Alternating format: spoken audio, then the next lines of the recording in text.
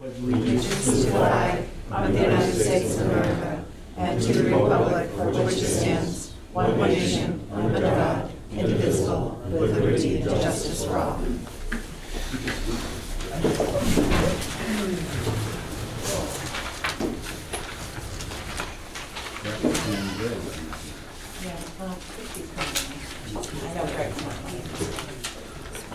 So there was an election 2 weeks ago.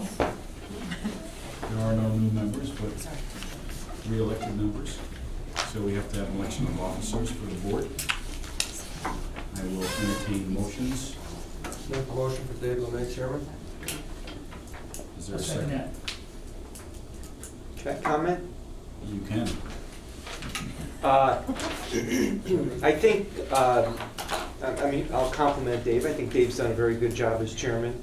I think he's very even-handed and doesn't drive any particular agenda, and certainly is very good at letting everybody voice their opinions. I actually think Dave's done a great job as chairman personally, and that's not from a political party point of view or anything. I just think the purpose of the chairman is to put business before the board and have important discussion around it, and I think he's done that very well. So that's my 2 cents as ex officio. Well, thank you. Is there any further comment? Move nominations be closed. Second. All those in favor signify by saying aye. Aye. Opposed? Abstentions? Are there any nominations for vice chairman? Is that case here? I nominate Brad Thorpe. And I will second that. Brad, you've done an excellent job as vice chair too. Any discussion? Are there any other nominations? Move nominations be closed. Is there a second to close nominations?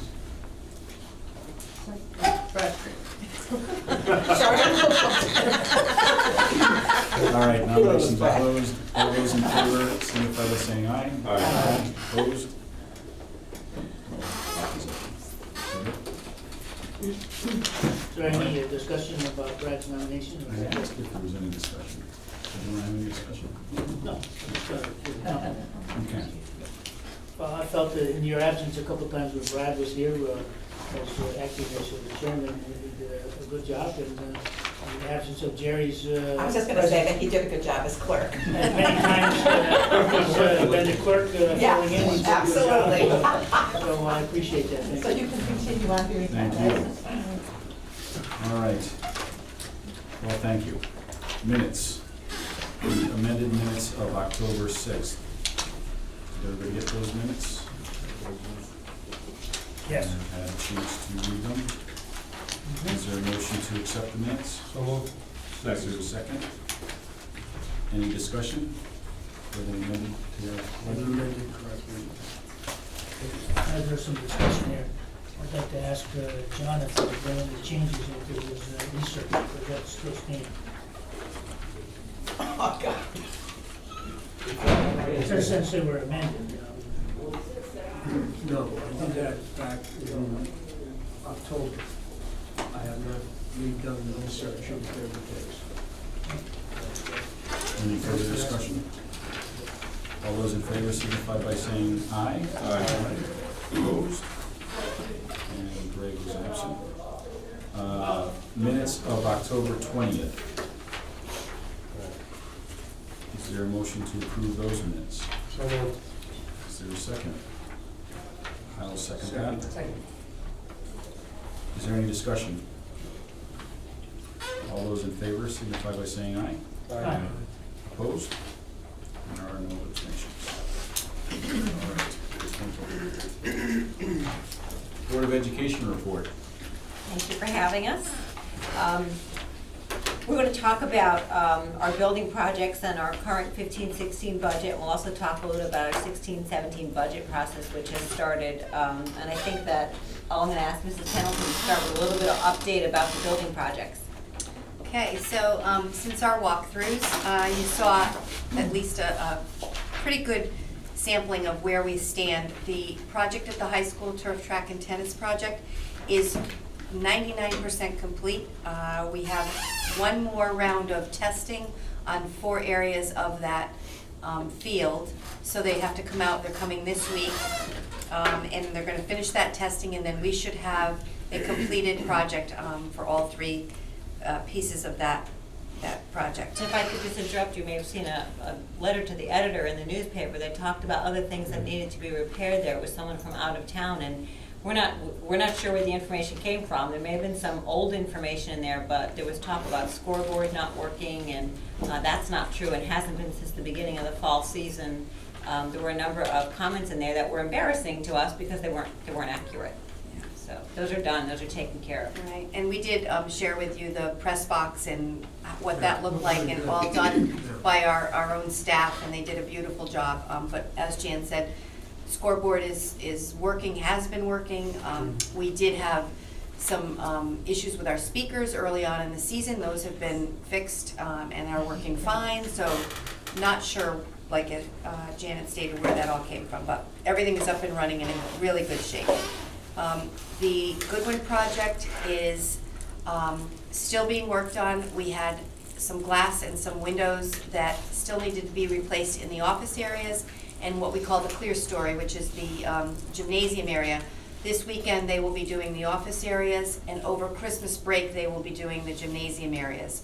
So that project we knew had a couple of phases and would take a little bit longer just by virtue of the lead time on the quantity of glass and windows that were needed. So that's going to be through the Christmas holiday, but all of the punch list items, cove basing and millwork and painting and caulking of windows, all has been completed with what you've seen through the walkthrough to date. So Even that's the adjusting of the HVAC. all the units are running, and And we thank you have for my personal HV. walkthrough. And your personal Thank you for one. my personal walkthrough. absolutely. And then the middle school roof, that's also 99 and 9/10% complete. We are just waiting for the sign off on the warranty work. So what happens is the John Mansville comes in, they have to see the finished product, they point out anything that they think should be repaired, fixed, changed, altered, whatever. Once all those have been completed, they come back, they'll do their second walkthrough, which should happen any day now, and then they'll sign off and we'll have a completed warranty on the roof as well. So we're very close. We received our first progress payment. The first progress payment is on what we've been billed for through the end of October. We still have a significant amount that we have to invoice for, that will be invoiced for and need to pay for completion, and then we will file our last progress payment. But I'm happy to report that our original estimate for both projects, Jan and I put together the numbers the other day, and we estimated $550,000 between the two. We've already received that in the first progress payment, so we anticipate that progress payment, the final payment, to be certainly in excess of that by a couple $100,000. So, and the projects are under budget as well. So there's going to be some very favorable Awesome. completion. About the same amount. We like that. Worked out nicely. Julie, what happens to the money? It Where does it goes. go? It goes to the general fund. Goes totally to the general? So the bond money, or it'll sit in either the bonded account Well, or we it'll have- sit in the general fund. I'm giving you a list tonight of the non-budget accounts. You'll see the 390 accounts in there, and I have put in there how much we've spent, how much is coming back as receivables. When we're all done with the project, what is left over, we'll then decide, and most likely we'll decide to transfer it to the fund balance of the general fund. Can you use it to pay down debt? We can use it for nearly anything we choose to use it for. So depending on, you know what, it's a premature discussion right now. There may be some requests from the Board of Ed. There may be, yeah, but it's a premature discussion. It's a premature discussion right now. So the answer to the question is it drops to the bottom line when the project is closed out.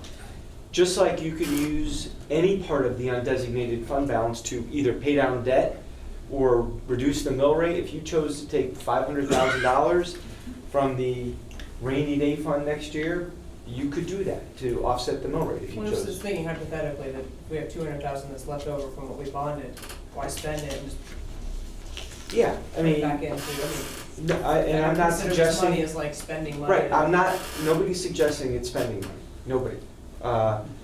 So, let's let the projects get closed out, which we intend to be maybe, what? What do you Well, the think, progress, spring? early spring, the progress payment will be filed after the board has accepted the projects as complete. So at least probably January, February, and then we file, it takes about a month to 45 days to get the money. And then you'll have a, you'll have a solid number. Thank you, Julie. One of the things that we were hoping to talk about at some point was the possibility of a sinking fund for the Board of Education. As you know, there's no contingency. There's no place for us to capture money should something happen that requires a big dollar amount. And that was one of the things that we were hoping to have some conversation about with this large sum of money coming back to the general fund. And so more, as Carl said, more on that later, but we'd want to engage in that conversation. In the elementary school, is there gonna be any cost savings on fuel with the new system? We anticipate there will be. As I said through our walkthroughs, a couple of things. You have new HVAC, unit ventilators. Which is just H right now. Yeah, Not it AC. doesn't have the AC. It has the coil only, but we don't have the power.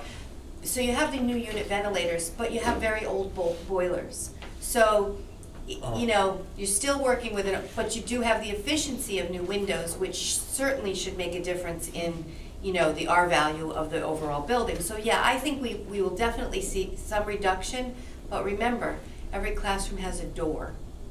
And a lot of the classrooms are exited during, all times of the year. And so that's something that, is difficult to control in a small, with small children going in and out of a classroom door. What would it cost for the air conditioning per classroom, do you have any idea? It's a big number because it's not by classroom, it's by, rooftop units. They don't do those units? The split units, those are about $5,000 a classroom. The problem with that is I don't think we have the power in the building to even install all of those. So you'd be looking at, increased service to the building. Are you eligible for any of the Connecticut grants on that? Not for the power, that's the piece that comes out of pocket. Probably for the rebates on the units that are energy efficient, yes, I'm sure that that's the case. We have experienced lower fuel bills at Goodwin in the last few months, but it's so hard to tell if that's the weather or, Yeah. so we'll have to see what the season ahead brings. Yeah, it's very hard to get that calculation, Brad, because if it were a brand-new building, you could calculate it easily, but because we're still running off of old boilers, the new units are efficient, so hard to say. But I anticipate, that we should see some sort of savings, I would think. How old are the old boilers? They're like close to 40 years. Well, They've been retubed multiple times. And really, that's the guts of the boiler. Right. And they've had new burners. So they're old, but they're tried and true also. I have to say, they'll run forever if you're willing to put the money into them. You get to the point where you say, how many times do you want to do that? Save money, I think. And the new ones, as we know from the high school, what's a very interesting comparison is high school and middle school have the same square footage. And it was funny, we were looking at this today, both electricity and fuel, because the middle school is one floor, it's not as efficient as the high school that's 2 floors. So you see a difference in utilization, and yet the high school's used more. So that there's efficiencies in a variety of different ways, depending on our buildings. They're all a little bit different. Other questions for the Board of Ed on the projects? Have we talked about solar? I know Carl has talked about solar on some of the municipal buildings, and have we discussed this, or have you looked at solar in some of the schools yet? Yeah, we have. We had a gentleman in that spoke to both of us. You know, it's a big commitment as far as the project itself is concerned. They do have new technology that allows solar panels to be installed on rails versus actually penetrating, you know, membrane roofs, which is never a good thing to do. And it was part of the discussion with the architect when the roof was going up. So Yeah. if it were something to be considered in the future. Could be done afterwards. But you have, it's a 20-year commitment in most instances for the panels. Thank you. Okay. Julie, were all of the capital expenditures completed for fiscal year 2015? Outside of the three issues, the turf field and everything else? The capital maintenance type things, yes, yep. Everything was Yep, we made great progress on capital projects, and we're trying to keep that momentum as best we can. But as Jan said, you know, we do the projects, I think we talked about this before, sort of in arrears. In other words, they're budgeted up front, and we do those most imminent projects during the summer of the beginning of the fiscal year, but we save a fairly large portion for May, June, because we never know if there's gonna be some sort of, you know, issue that we have no other place really to go. Contingency. So we'd have to come back to you for more money, and obviously we don't like to do that, so we try to plan ahead. We do our quarterly projections, which we just finished, for this first quarter of this year. And, you know, we sort of hold some of that money in arrears. Part of the work we're gonna do this year, we have a strategic plan cycle coming up, and so we're gonna be hiring a facilitator to work with us on strategic planning for 5 years. And to parallel that, sort of a companion to it, Julie and I are working on a capital maintenance, capital project 5-year plan to keep the 5 years ahead of us, always planning out what it is that we think the big items are that need to be worked on, whether it's boilers or, you know, digging up old tanks, and being aware of what's on the horizon, and being really thoughtful about getting that work done in a measured way, so it doesn't hit us all at once. And I think that's always been true, that's always been done here, but this is just sort of codifying it, writing it down, and separate but parallel to the strategic plan, which would be educational. Thank you. Okay. Did you want to talk about 15-16 budget? future? The future? Well, just briefly, Julie just said, you know, we presented the first quarter to the Board of Education. Things are fairly stable in the 15-16 at the end of the first quarter. We had significant savings in insurance and a very small amount of savings in personnel. Special education is not an area that is doing as well right now. That's the one that, you know, becomes all year. I'm sure you've heard it many times. All year we look at that, we look at transportation, and so far in this fall heating season, like most of us, we're doing pretty well. 16-17? Anything on 15-16, I'm sorry.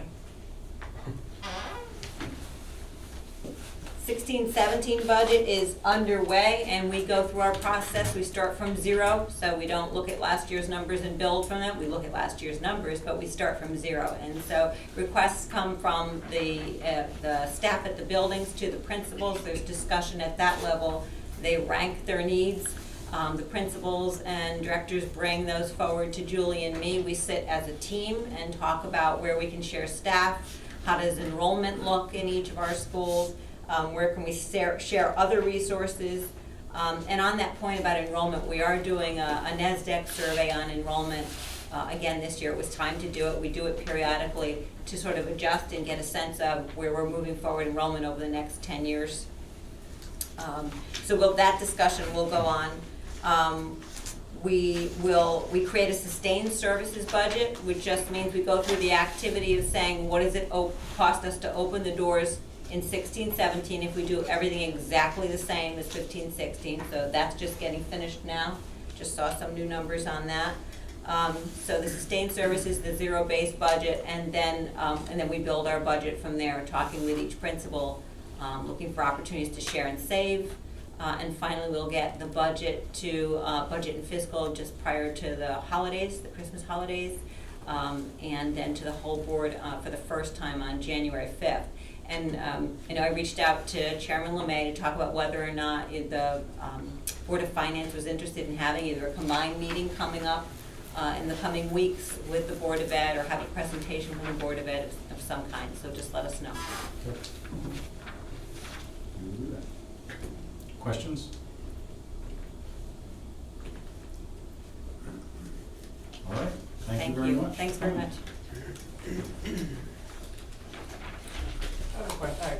Okay. Kind of, I saw the same letter to the editor. Anyone gonna follow up on that one, just Well, as a clarification of? yeah. We don't know who this person is, and not sure what the purpose was, but we were gonna reach out to one of the organizations that combines the two towns and see if they might do some outreach for us. I've calmed down since I first read. I was all ready to write it. It's just so fraught with errors, and some things that had been true over the summer were no longer true once the season started. Like, we did have trouble with our scoreboard. There was some sound issues, but it was all addressed and dealt with, and so it was just disappointing at the end of a long process that at the end we finally ended up with this beautiful product, and to have that criticism. They did So- identify themselves, correct? It did, yes, yeah, they did identify themselves, and it's a person from out of our community. But we know that they're part of one of our combined organizations, or somehow connected to that. And so we were talking about doing outreach with the president of that group. And Thanksgiving Day football game It's here, is here for the first time in how many years? 6? Wow. 6 years? Yeah, 6 years I was four. told. Wow. Yeah, so we're playing Morgan on Thanksgiving morning, right here on our own fields. I wanna say, let me look it up. I wanna say it's 10. I think it is. Yeah. So everyone should go. Yeah, it's exciting. It's just a lot of fun. I'm not playing. 10:30 I have, 10:30. 10:30, Yeah. like I said. See you there. Morgan is fairly highly ranked. Yes, we believe in Although ourselves. the Saybrook team's Our doing team very is well. We did Very okay. well. We did okay. We Yeah. beat some people we weren't expected to beat, and coming off a season like last season, we're really proud of them. Are the boosters charging admission, or is any of that going on now? Well, that's an ongoing project too. We have a sort of an awkward setup there for charging admission. So yes, we are supposed to charge admission. CIAC wants us to charge admission for all of our regular games. And certainly for any tournament games, or we're supposed to be charging admission. It's been difficult the way it's set up. That's something Mrs. Pendleton's working on this year, is making the traffic flow work so that we can move people through there and charge an appropriate gate. I think in the years past, we had family passes for Saybrook residents, and so that we can do all kinds of fun stuff like that too, because that's also gonna do a lot to bring people in and kind of engage them. We do have, like at basketball, we do have like Little Rams nights, so the kids come in and they get like a free scarf or a t-shirt or something, and so we're recruiting our own kids and building interest in our programs. Thank you. Yep, Thanks very much. thank you. The pension board is here. Yes, ma'am. Dr. Taylor.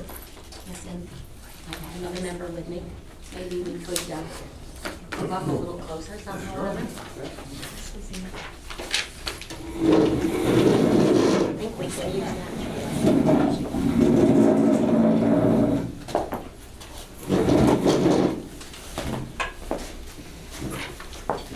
Thank you for having us. We're sort of quiet about what we do. You should go to one of the meetings. Oh, they're fun. Sometimes we're unanimous, and we were unanimous in our last meeting, and that's why we're here. So, we're obviously here to ask for a little money. In any event, we want to seek some ways to improve the pension plan and consider its economic future. The plan itself hasn't been changed for 7 years, since 2008.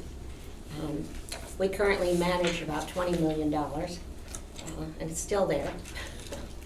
And it's interesting to see that the plan is, depending upon the interest rate assumption we use, funded at between 82 to 84%. So that's pretty good. So back in 2008, we were 120% funded. Wow. Really? So things do change. And the plan is financed with 5% employee contributions and 6 3/4, if I'm right, this Correct. year. That's correct. And however, that's only about a third of the cost of the plan. The rest of the money comes from the money that we manage.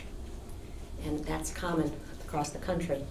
And while people have considered that we should be more like the private sector and definitely go into a DC plan, there are a lot of different things that happen in the private sector. One of the most interesting is that employees in the private sector hardly contribute anything. Usually they don't. Right. In this case, the employees are doing so. Also, the private sector is under what's called ERISA, Employee Retirement Income Security Act. And it has all kinds of rules and regulations. And it also has insurance, so if the plan's default, the Pension Benefit Guaranty Corporation is there to help. We don't have that sort of system in the public sector. So, and in all our discussions, I think Carl will agree that we have come to the conclusion that most of all, we don't want to affect current employees and change their pension, right? You're not gonna be able to do that anyway, but. No, Right. because there's such a thing as negotiations too, which one has to consider. So what we have done, and we've been sort of doing it for 2 years, is investigate some options. And in this case, we finally did consider trying to get some additional insight from other actuarial firms who would help conduct such a pension plan study. And we found one who actually gave us a proposal in addition to our current actuary. That's called Nyhart, who's out in Indiana, and I happen to run across them through my work in Rhode Island because they do work there and all over the country. We also considered Siegel Company, but they didn't send us a proposal. They're fairly national. And then we considered Hooker and Holcomb, who are local and used to be our actuary many years ago. While they sought us out, they never gave us a proposal. So we only had two to choose from. And we had a tough time choosing. We did have a conversation with them via telephone, and they did submit actual proposals. And we did send you a copy of the proposal. Did you give one to all the board members? Did they not have one? And I left it on my desk tonight, so. Well, I- Janet happened to bring us some more tonight because I thought you might not have it. So I can use a corner of your space. Okay. Here's four of them, I guess. I can make copies, yeah. And now email me instead of having me. No, in my email. Out of the mail? Hey, Bob, have you probably seen one? I No? haven't seen that, no. Oh, that one was done in November 2013. That's how long. But however, there's no increase in, oh, there's one other one here. Who still doesn't have one? Bob? Actually, I remember this one now, okay. Okay. You're right. All right. Brad. Brad. I'll just get it from here. Here's making a copy. Oh, I thought I gave you one. We got more films. Okay.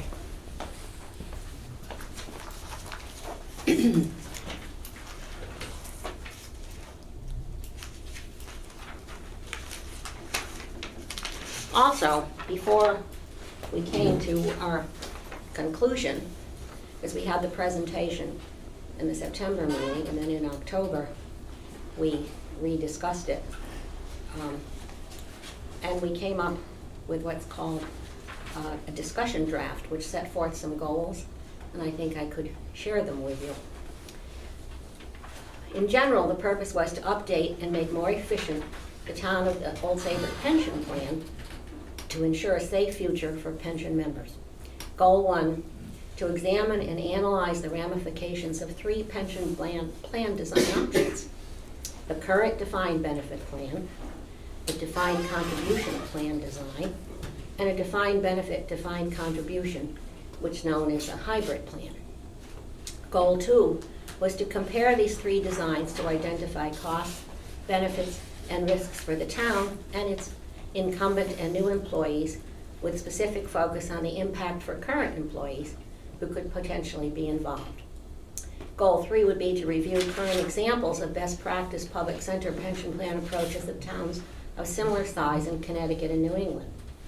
Goal 4 was to identify changes and improvement suggestions to strengthen our current defined benefit plan. And Goal 5 was to recommend transition steps necessary and the costs incurred for change to this. Because one of the things that's paramount is if you keep the defined benefit plan for those employees that you currently have, you're going to continue to have to fund that for the foreseeable future. So you don't really save money in the beginning. If you just said, whoop, it's frozen, that's it, then you could.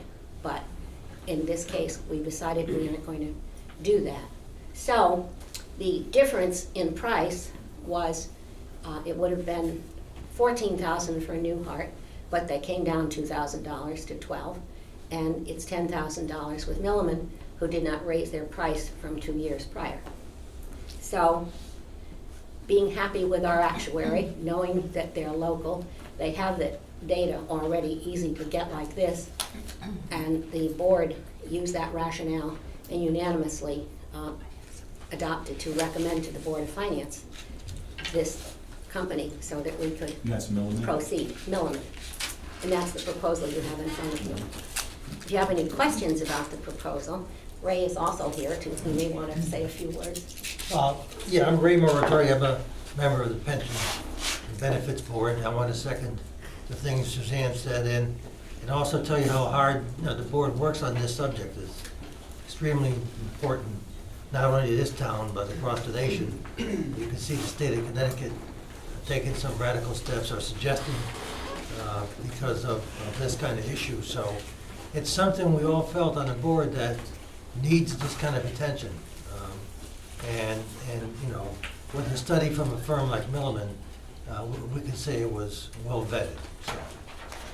So the study was to study the existing plan, look at defined contribution, and look at a hybrid. Well, looking at the current plan, we need to review it to see how it can become more cost efficient. And And that's quite what frankly, one of the areas that we have proposed as a board for some time that should be suggested in negotiations whenever it's appropriate is to increase the employee's contribution. But then you can do other tweaks to the plan as well. And most people are doing that by raising the retirement age, how you count the salary, what do you do with disability. One of the things also that if you were to go into a defined contribution plan, you would have to buy separate disability policies and separate benefit policies, such as insurance retirement plans. So one of the Maybe things. Carl, did you want to say something? Go ahead. No, go ahead. Well, as a member of the pension board, also, full member of the pension board, this is actually something that was kind of near and dear to my heart in terms of trying to look at other options away from a DB plan to a DC plan, and then Suzanne, being a professor in this area, because she continued to research it and put some information before the board about a hybrid plan, and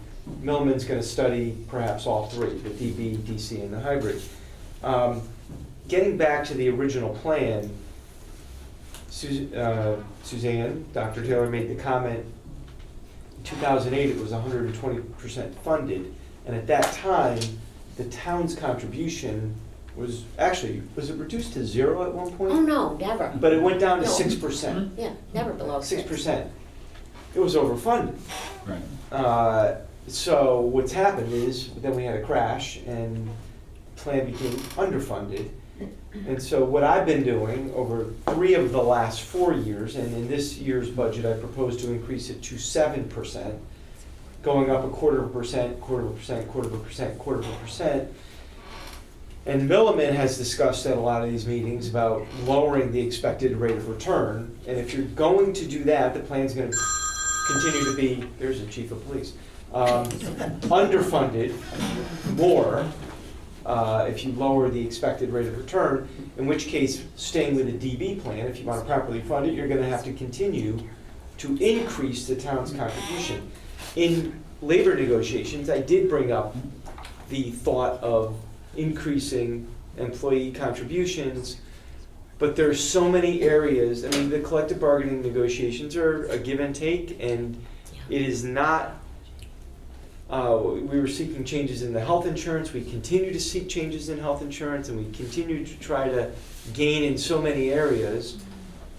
The the unions, collective bargaining, they, are obviously are fighting for their own side, we'll just call it for lack of a better term. And it's very difficult to bring that subject up in addition to all the other subjects. I did bring it up, trying to raise it by a third, 5 1/3 to 5 2/3 to 6% over 3 years. And it had to go, and so that's kind of where we are with all this. I mean, raising the employee contribution, it should continue to be a priority in collective bargaining negotiations. But there's so many areas where the town sees rising expenses, so we're trying to save in so many other areas. I do intend to increase the town's contribution 0.25% in the 16-17 budget.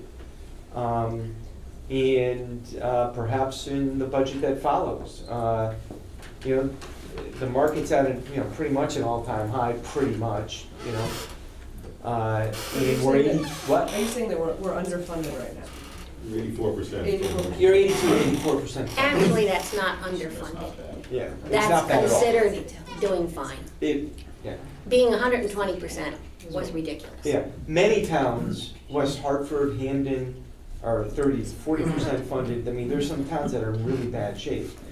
Even the state, I think, is underfunded, right? Well, The state, and interestingly enough, the state hired BC's retirement sector project that they have under Alicia Manel, who is a former Federal Reserve bank person, and they paid her $95,000 for the recent study that came out. They have also contacted some other actuarial firms to get some insight from them as to what they're going to do. But they have made promises, as legislators do, that they know they couldn't keep. This town has never done that. This town has honored its obligations. This town has a surplus. This town is well managed. And so we really want you to know that we appreciate that, but we thought it was time that we take a look, because certainly when employees also begin to understand the costs of the pension, they will be more amenable to sharing in the costs rather than have some kind of a DC plan that just gives them 3% and they must go out and manage their own money. There's all kinds of research about how people manage money, and most of them don't do any research about it. They just take the easy way out. So that's why we tend to try to have something that could be at least a combination of a DB-DC plan. Can I take a step back and just kind of ask a layman question? Yes. So say we're in negotiations, with employees, take X employee, how would, because I'm used to the corporate world of here's your 401k plan, this is what we contribute, we match, right. bang, you're done. Yeah. So the whole defined benefit, defined contribution plans are sort of out of my realm. Can you just take a step back and explain, on this defined benefit, employee, when you're putting a package, employee package together, you say you have to contribute X out of your 5% Of of what, their though? weekly paycheck of their weekly paycheck, goes into the pension. Goes into and the town says, the town. how do we determine what the town contributes then? So I guess The what's town contributes 6 3/4 of that paycheck, basically. So it's matching. It doesn't match it, It's just no. not, it's How not like it's in done their is- account. If I Right, could well, it's a point out, pension. the actuary does a valuation every year and tells us what is needed. It's known as an annual required contribution, the old-fashioned term, it's changed. But nonetheless, the amount that we are now up to, that the actuary suggests, varies close to 11 and 12%, and sometimes 15%. And we're also using a high interest rate discount rate of 8%, which we're gonna be discussing next Thursday about. Yes, well, oddly enough though, our financial consultant tells us that over the years, if you averaged it out, money has earned 16% over some 30 or 40 years. So that's the discounted rate you're using for the present value. That's what we used. We're now having to decide which one we're going to use. Okay. And that depends. If we stayed with the 8%, we would be 84.8% funded, which is, so long as you're over 80%, you're not in trouble. I teach in Rhode Island, and Rhode Island's in serious trouble in most of their communities. Many of the communities in Connecticut are not in trouble, which is a good thing. But the state of That Rhode help? Island made very significant pension reforms. Yes, they did. The state did. Which, by the way, they enacted about 5 years ago, used it, and it only became legal this summer. Oh, right, there were all kinds of, yeah, there were legal All kinds of challenges. issues from the unions, and I just read, anyway, enough about that. So, that's where I'm, Can I ask you a question? yes. If you have difficulty with the union asking for an increase in the 5% contribution, have you discussed at all the plan here of changing the plan to a hybrid or to any other type? It seems to me, before I would enter into analyzing the plans and ultimately seeking a change, I would go to the unions first and see if they would partake of the discussions involved. Going after the fact, to me, seems to be a negotiating. No, that's exactly what we want to do, is have some discussion with them, involve them in this process so that they will understand what's happening. And actually, they have been coming to us. We did something similar with the fire department when we established their plan, and they are fully appreciative of what has happened and where it's going. And with the fire department plan, however, whatever we spend for them, we're saving about $6 or $7 million a year because they're volunteers and we're not fully paying them. So, I'm not sure you agree it's that high a figure. It's a high figure. I'm not gonna- I see what you're saying, John. I think, first of all, we're constantly negotiating with the unions. This year we're going to be negotiating with 2 unions. Next year, 2 more. I think having the study to say we'd like you to share in this plan and involving them along the way as we're negotiating with them.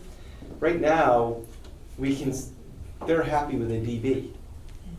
I understand that. What's your Not selling totally. point for them to go to another plan? What are they gonna get out of going to So another plan?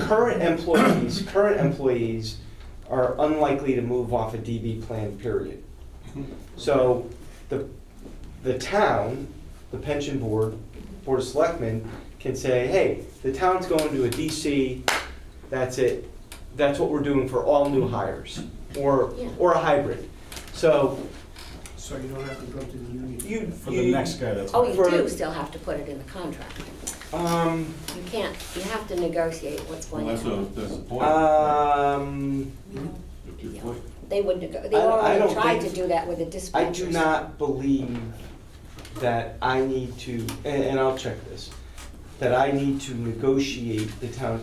I just can't take away what the current employees have. Without negotiating. But for future employees, Well, but that's, that's another argument. well, maybe that's your question. Yeah, that's the Um, question. What I don't And I understand didn't is- spend the 10,000 unless I looked into it. No, the reason for spending the 10,000 is to know what we're talking about. Right now, all we have as we present to you are general concepts. If you look at the plan, there are some charts. We don't know the effect if we do this, if we do that, this is what happens. And we've already begun something that's equivalent to a 401K, is what we call the 457 plan. That is some disposable income, supposedly, that an employee has, and they can opt in, put it away, and not pay taxes on it until such time as they retire. And we've gotten increasing participation in that over the last couple of years. Before that, we didn't know we had the fiduciary responsibility for doing that. We discovered that along the way. And so they've already begun to see what happens with managing some of their own money. The employees are not sitting there and saying, no, you can't do this to us. They're willing to talk with us, they're interested. And I keep going and getting requests to talk with them about how their pension works and what happens.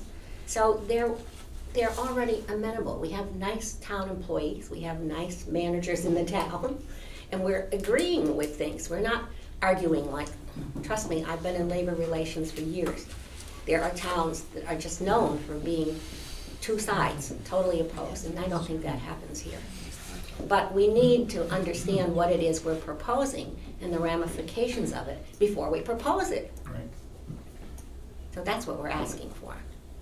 If you keep going up though on the town contribution, and they're not willing to. But we're not up to what the actuary says it requires, because we're gonna keep going down in the amount that it's You talking funded. about the overall number or the individual? No, we put in 7% right now, when what is really required, if I recall, right, maybe you do, 12 or 13% from the Yeah, at least, actuary. yeah.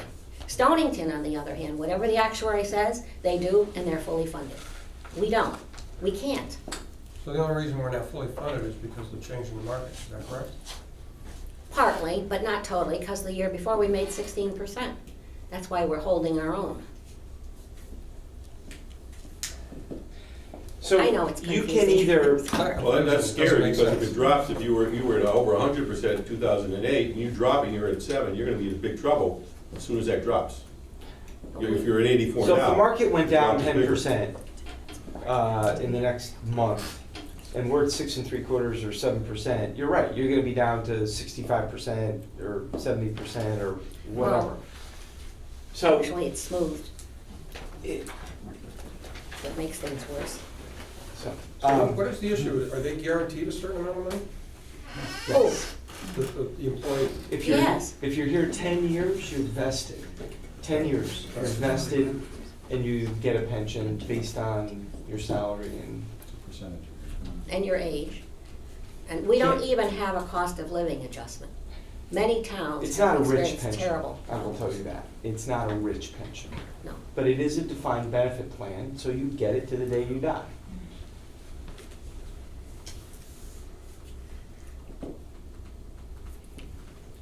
Any other questions?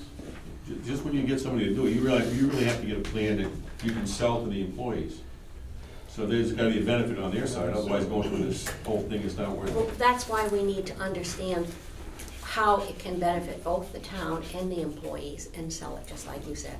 That's Well, what has to if be you get done. half it, tax-free money, that might help. It is tax-free. Everything they contribute is tax-free? Yes. It's called 414H. I guess my question is, I'm not really, I'm kind of lost here on what we're trying to decide here. Or what I guess you're really asking for. Can I try again? I understand that we're under the defined benefit. We want to try to move towards the defined contribution plan. Maybe. We Maybe. don't know that. But- What we want to do is see, most of all, is the plan that we have, first of all, efficient?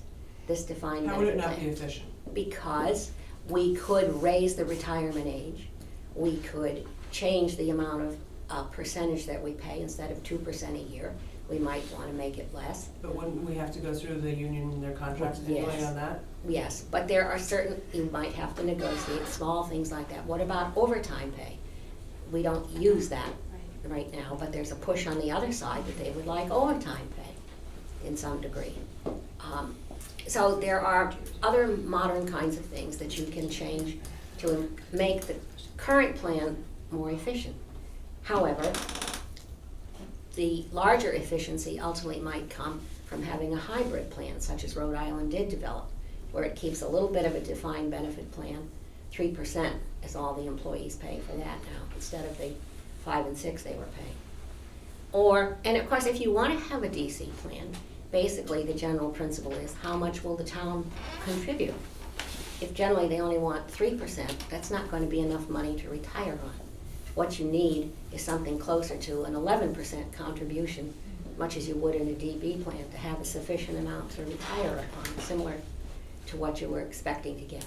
So at any rate, we just needed to look at some of the charts and the ramifications of, if you do this, this is what happens. The employees could look at it as they see it, and I don't think the employees understand how the plan is even funded at this point. That's Well, part of the It's just kind problem. of hard to think about though, when you're thinking about, you know, pension's great and all, but most, you know, it's your decision how much you contribute out of your own paycheck in most cases. And Yeah. 401, and its employee says, hey, this is great, I'm gonna match it at, I've never heard of an employee going over 5%. Oh, well, they do in academia. So, With but I mean, DIA but craft. that's a different realm, Well, yes, so. but it's still government. But That's it's why the kind of, government's in trouble. yeah, it's getting a little rich when they're pushing back of saying, you know, we want it to be matched at this, when most people have been saying, well, this is, I have 0 to 12.5% I Well, can contribute. remember, in the private sector, employees never contributed anything in the defined That's what benefit they do now. plans. Well, Not too many defined benefit plans anymore. They either. don't. No, No, not in it's the all- private sector, it's all the other way around, yeah. But all we're asking for is a modest sum of money to finally decide if we can go, as Carl was suggesting, to offer something that would in the end change the balance and be more efficient. Whichever way we do it, we don't know till we try some of these. And it could be potentially less expensive for the town as we move forward. And how much? So $10,000 $10,000 to do a study. So, in other words, if I go to 7% this year, and then we go to a hybrid plan where the town should contribute 5% to that hybrid plan for all future employees, the town will be saving that amount of money on future employees. So, I mean, there is potential, if the town were to go to either a defined contribution plan or a hybrid plan, for savings from that date forever. What happens if the market goes way up and all of a sudden you're back up to the 120%? Are you gonna reduce it? I wouldn't. No, West Hartford tried that, by the way, and they got broke, literally, and they put most of the money into their health insurance, and now they're poorly unfunded with their retirement plan. The thing is to be constant when you're doing it. I think the current plan we have now is making us a little bit nervous. It's there, it's gonna continue to grow, so you wanna look at some options. Yes. And that's not to say that we wouldn't, if we just grandfathered or grandmothered everybody into the plan that is employed now, that we couldn't provide them an option, should they so desire, to not stay in that plan, because it takes 10 years to vest, whereas it's under the private sector, you have to do it in 5 years, or 7 if it's graded in. So if someone were to leave before 10 years under the hybrid, if they went into the hybrid plan, And in they theory, take they the might money. be able. And take some. And they have their money. Well, they have, invest you can it. take it out now That anyway. might be attractive. Yeah, what? That might be attractive for people to get in, because right now, if you're under 10 years and you leave, you get nothing. Well, actually, Oh, you no, get your you money get your back, money you back. get your contributions. Plus 5% interest. So Oh, you this, do get 5%? Yes, you do. Oh, I didn't know that. Think about that, you're earning money. so this plan, you wanna hire a middleman? Pardon? You wanna hire a middleman and you want, Milliman, yes. and you want $10,000? Yes. All right. Thank you. So I make a motion. Does this go under with the Board of Ed as well, like do your, No. No. No, Employees are not teachers under have a totally different system. okay. Well, But we do have Board of Ed we have people employees. with We pension. participate. Yes, We and do Julie part- does We don't- participate, she's a member. And we have other groups that do, secretaries, Cafeteria custodians. workers, yes. um, Paraprofessionals as yet don't have a pension plan. They came to us years ago and asked, and then the town offered them more money, and they said, oh, well, we'll take more money, never mind the pension. If you do this study, how long is it gonna take and when do you get results? It says in here that within about 3 months, we should get results after he I takes make it a on. motion that we approve $10,000 for a middleman for this study. Second. Is there any discussion? Yeah, I have a question. yeah, go ahead. Where would you take the $10,000 Exactly. from? You really don't have many options from where to take it. As I see, you have to take it from the undesignated fund balance. Should we take it from the pension fund? We could, but we'd rather you didn't. It does allow us to could, spend yeah. it, but we You don't could. want to do it. Actually. That's your call. Gotta spend money to make money. So you wanna, do we need to amend the motion to say where it's coming from? Well, you should say where it's coming from, yes. You could if you wanted to take it from the municipal reserve. Yeah, but that has to go to town meeting. For $10,000? Yes. I don't think so. Anything that comes out of the capital non-recurring fund, the undesignated monies in the municipal reserve fund have to go to town meeting. Was that the statutory requirement? Yes. So what number is that So on, Bob, we'll what take- number is that on here? 200. All right, so I make a motion, we take it from the undesignated fund. So that's your motion amended. Right. And is there a second? Second. Is there any further discussion? There you go. All right, all those in favor signify by saying aye. Aye. Aye. Thank you. Opposed? Abstentions? Thank you. Thank you. Thank you. And please ask us if you want to learn more. We'd be happy to share with you. When are your meetings? Next Thursday is the next one. No, not next Thursday, 2 nights from now. That's right, Yeah, that's yeah, next thanks. Thursday. Yeah, the next, yeah. That's this, It's this Thursday. that's this, It's this Thursday? yeah. But is it It's once a at month? 7 o'clock. Is it once a month? Yes, once a month. Generally, except in December, July, and August, unless there's a special meeting and we get worried about the finances. Okay. But we watch carefully. And where are the meetings? Pardon? Where are the meetings? Here. Right here, okay. But I'm not sure about Thursday because there's at least 3 meetings scheduled here besides ours. I don't know that, yeah. Ethics board, What? Pardon? ethics board, I think, is meeting this Thursday too. The ethics board is meeting here too? I think it's in the building. Well, No, So their meeting, they usually, in the pension board meetings, usually Tom Forma, the money manager from Morgan Stanley Morgan now, Stanley now. comes in and he discusses the fund, or discusses the money that he's managing. He usually will also bring in, He is Brady One of Davidson, who Brady we also is- manage the money for the healthcare fund. so bringing in one of the money managers. Of which we have how many total? 5. There's only 5, and usually they rotate. Hmm. Every 5 months, you get to hear from one of them approximately. So, But by the way, we do have this $1 million healthcare trust fund that manages the obligation we have. And that's not very well funded. That's about $1 million out of a $7 million liability for retiree health insurance. Just so you know, that's a separate fund. What's the percentage they usually charge to manage the fund? It's well under 1%. I hope.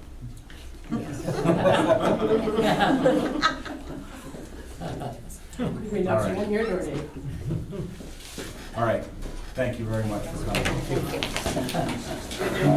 thank you. Thank you. See you on Thursday. Yep, you will.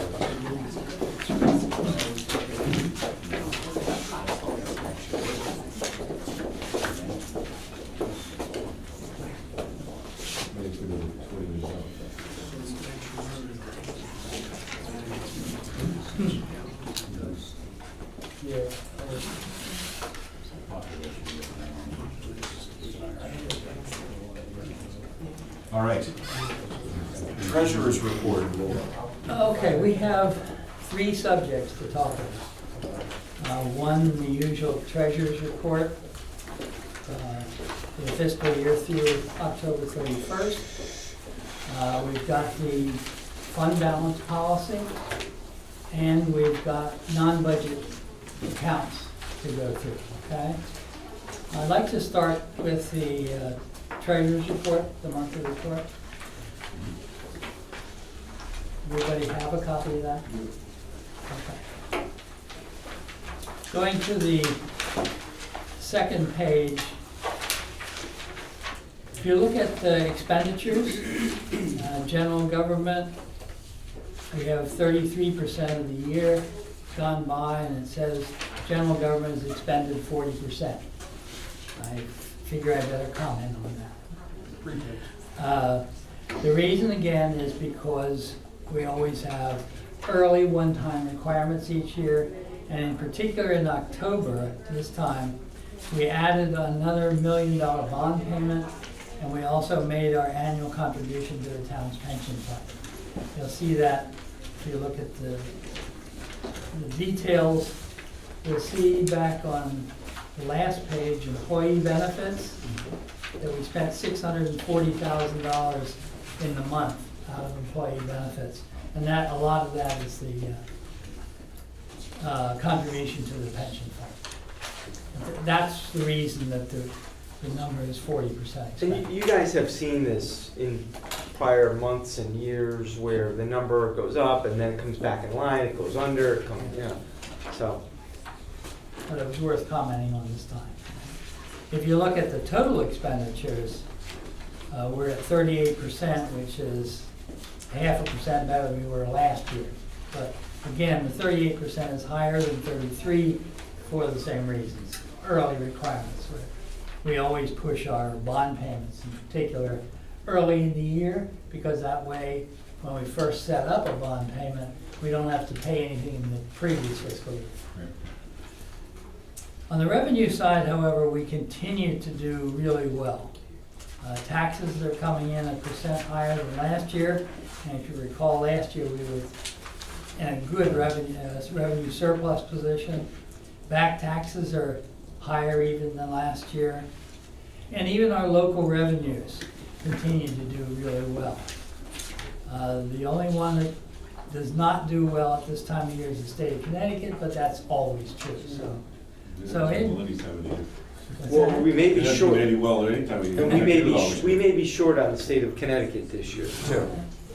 so far we're not, okay? And so you can see by my cover page that from what I see, except for early expenditures that are normal for us, the activities are pretty much normal. That's good. Okay? All right. The fund balance policy, why don't we do that? We talked about that a couple of times before. And I guess I'd like to make a couple of comments about it, just to start the discussion. Everyone has one of those, right? Okay. I see the questions to be 3 or 4-fold here. Number one, should we have a policy? And I think the answer to that is definitely yes. I think anytime you have financial policies, it's a good idea because it guides your actions,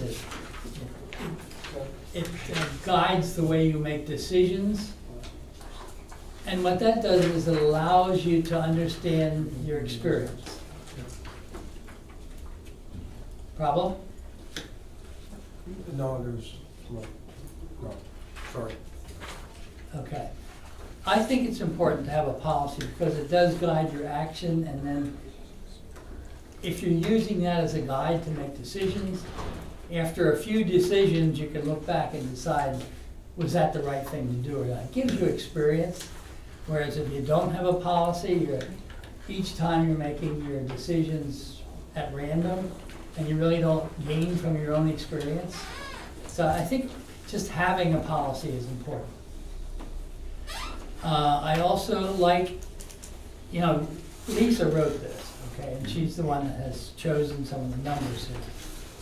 I do like the fact that she has a statement in here requiring periodic review. I think that's a good idea because we will have questions as we go along whether we did the right thing with any particular decision. What we're trying to do here is increase the fund balance. I certainly do not think that should be accomplished by raising the tax rate. Okay, I think it says in here that we should do it by keeping our surpluses in the fund balance, and I think that's appropriate as well. And finally, the range, 10 to 12%.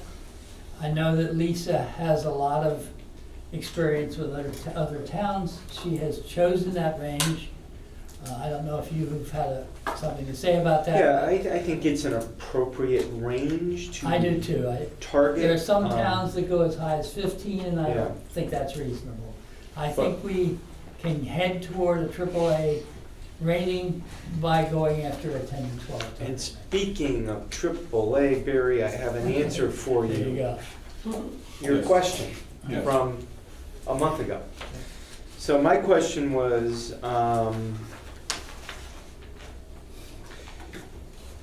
I wrote Mark Chapman, our bond agent, and the first thing I said to him is, no, we are not bonding. That was the, and then I wrote, the Board of Finance is considering a fund balance policy. Currently, our fund balance is just over 8%. When considering an attempt to get the fund balance to 10 to 12%, and perhaps seeking a AAA rating, a member asked what that might mean in terms of real dollars. So if we were doing a $15 million project today and at current interest rates, are you able to run a pro forma on what that might mean in terms of dollars? His response, the current credit spread between AAA and AA2 is approximately 24 basis points. Based on a 20-year level principal payment, the AAA rated bonds will cost approximately, over 20 years, $380,000 less in interest, or on average, $19,000 per year. So we would be spending less in bond payments of approximately $19,000 per year if we were AAA when we went out for our projects 2 years ago, as opposed to AA2. So there's your answer. Thank you. It's a good question. And now, So nominally, how much would we have to increase from like the 8% to get to the 10 to 12? how much would we have to, what would that mean in terms of real dollars? Well, 10% is 4 million because our budget is 40. Yeah. 40. So there's your answer. And where now? Eight, little over 8, yeah. No, $800,000. Dollars, we're at 3,000,006 or something like that. Plus we do those corners out where we have it in account. So it's another game. So, So it's 400,000 to get to 400, add 400,000 versus saving 19. Per year, well, yeah, and that's, 5%.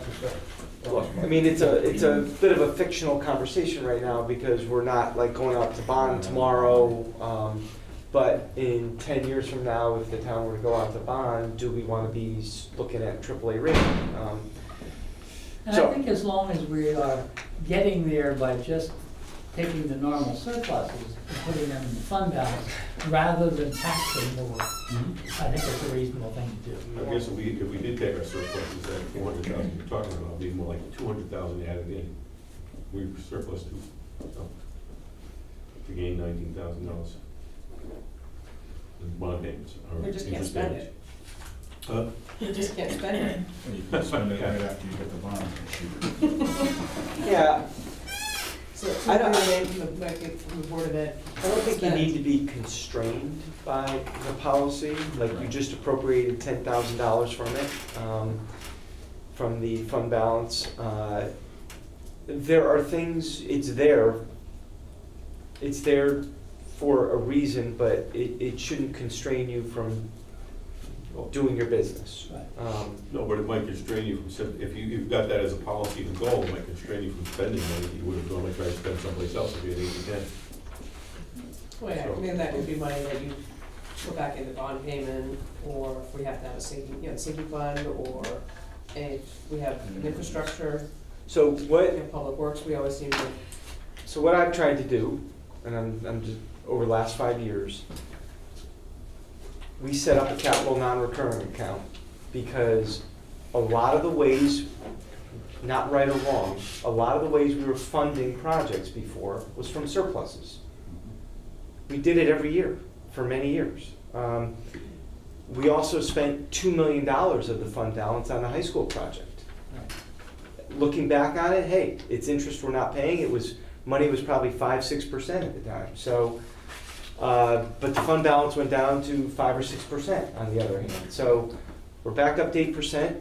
We've also established a capital non-recurring account that is going to be healthy. And when we need items, we're going to be able to go to that account and fund them from money that we've saved. And I've tried to separate doing projects and funding either machinery or trucks or anything else from surpluses, if you're lucky to have a surplus, and we've been fortunate, and moving a savings account so that we can go to that account with your approval, town meeting approval, and get projects done. So that's what I've tried to do over the last 5 years with your help, and it's been successful, I think. So, So we should be able to put money into the fund balance. And I guess the short answer is going forward, because we shouldn't be looking to spend money out of fund balance, out of surpluses. They should go to the bottom line because we have money in our savings account elsewhere, capital non-recurrent account, that we should be able to do other projects with. Now, we could have done that with that $10,000. You would have had to appropriate it, we would have had to go to a town meeting, it would get done eventually, but I don't think it's the end of the world to do that, here and there, like you've done, so. Any questions for Bob? So I have a question. The fund balance should not be used as an offset to the property tax unless the level exceeds the upper level of 12%. Is that something that would be set in stone? Or should it say? I don't think a policy is something that is set in stone, but I don't think to my knowledge, in the last 20 years, I think only 1 year did we ever decide to take some of the fund balance in order to ameliorate the tax rate, which is what this Right, is but saying. I would always want to have that door open in Yeah. case something came up that unexpected, not to have something that Right. says you can't do it. Like- So- Like a storm, Yeah. a disaster. So the fund balance, it says the fund balance, and I'm gonna get a little lawyerly on you here, it says should not, now shall not, not shall not. Right. I would suggest to you that should not This is is the way it should be. a little bit easier, you know, in a policy than shall not. So I think the way it's written does allow for you to do that Yep. after appropriate reflection by this board. Yeah, I think that's the point. What the policy does is make you think about Right. it, and that's what it's for. I know you've answered this before, but what would get us to the AAA rating? For the end, what percentage? Probably 10%. Because it seems, I guess to me, I see that you know, we're at 8, 10, 12 is the upper level, that's 4. Well, You know, that's, seems steep to get there, whereas some maneuvering of surplus to me sometimes should not necessarily pay for, surplus projects, but, I like the idea of paying down debt. You know, it's cheap, but, then it's less of a burden on taxes, going forward. And I'm sure some people would appreciate that. This doesn't preclude you from doing that. But it says, should not offset the property tax, Says offsetting the property. It says should not.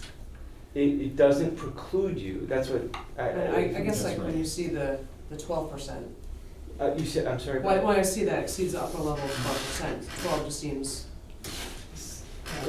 steep. the whole reason for the choice of 10 to 12 is to get to AAA. I'm sure Lisa has looked at the various towns with AAA and AA, and she says 10 to 12 is the right place to shoot for. If you do get it to that level, you're gonna save about 5% on the interest rate on the money you borrow going forward. Right. That's huge. All right. So, is there a motion to approve this? Breck, go ahead, Dave. I don't know, We can, Is there a motion to approve this policy? Are you gonna adopt it? Adopt policy? Motion to adopt policy? make a motion to adopt the general fund balance policy. Anything else? Is there a second? I'll second. so, again, getting to what you're saying, Breck, I want to be clear, I don't think saying, it shouldn't be used to offset the property taxes unless it exceeds 12%. If next year there's a surplus and you say, you know what, I vote we move that 200,000 to offset the mill rate. Even, You can and still do that you can do that. under this policy. And that would be essentially paying down. Right.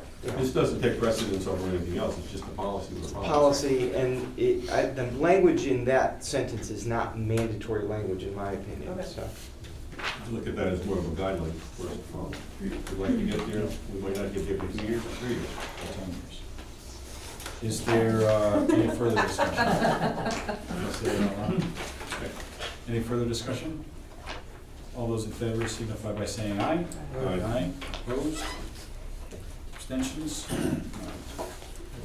Thank you. Lastly, Thank you. All right. The last thing was the list of non-budget accounts that I promised you. I'm doing this as with the cash values of October the 31st, the most recent ones. I'm going to go through this, not picking at it, but with enough information so that you can decide whether you want to call in any particular people to give you more details on these things. What I've put here that you've never seen before is a column on the right-hand side that says which department would you call in for any particular fund, okay? The fact is that these don't change a lot with time. I mean, the ones I've shown you over the last few years really are not a lot different than this. The cash values may go up and down with time. And we've had some recent changes, like we got rid of a lot of the 200 accounts that were there because of storm costs. We were accumulating storm costs. FEMA has now reimbursed us for those, and so those are gone.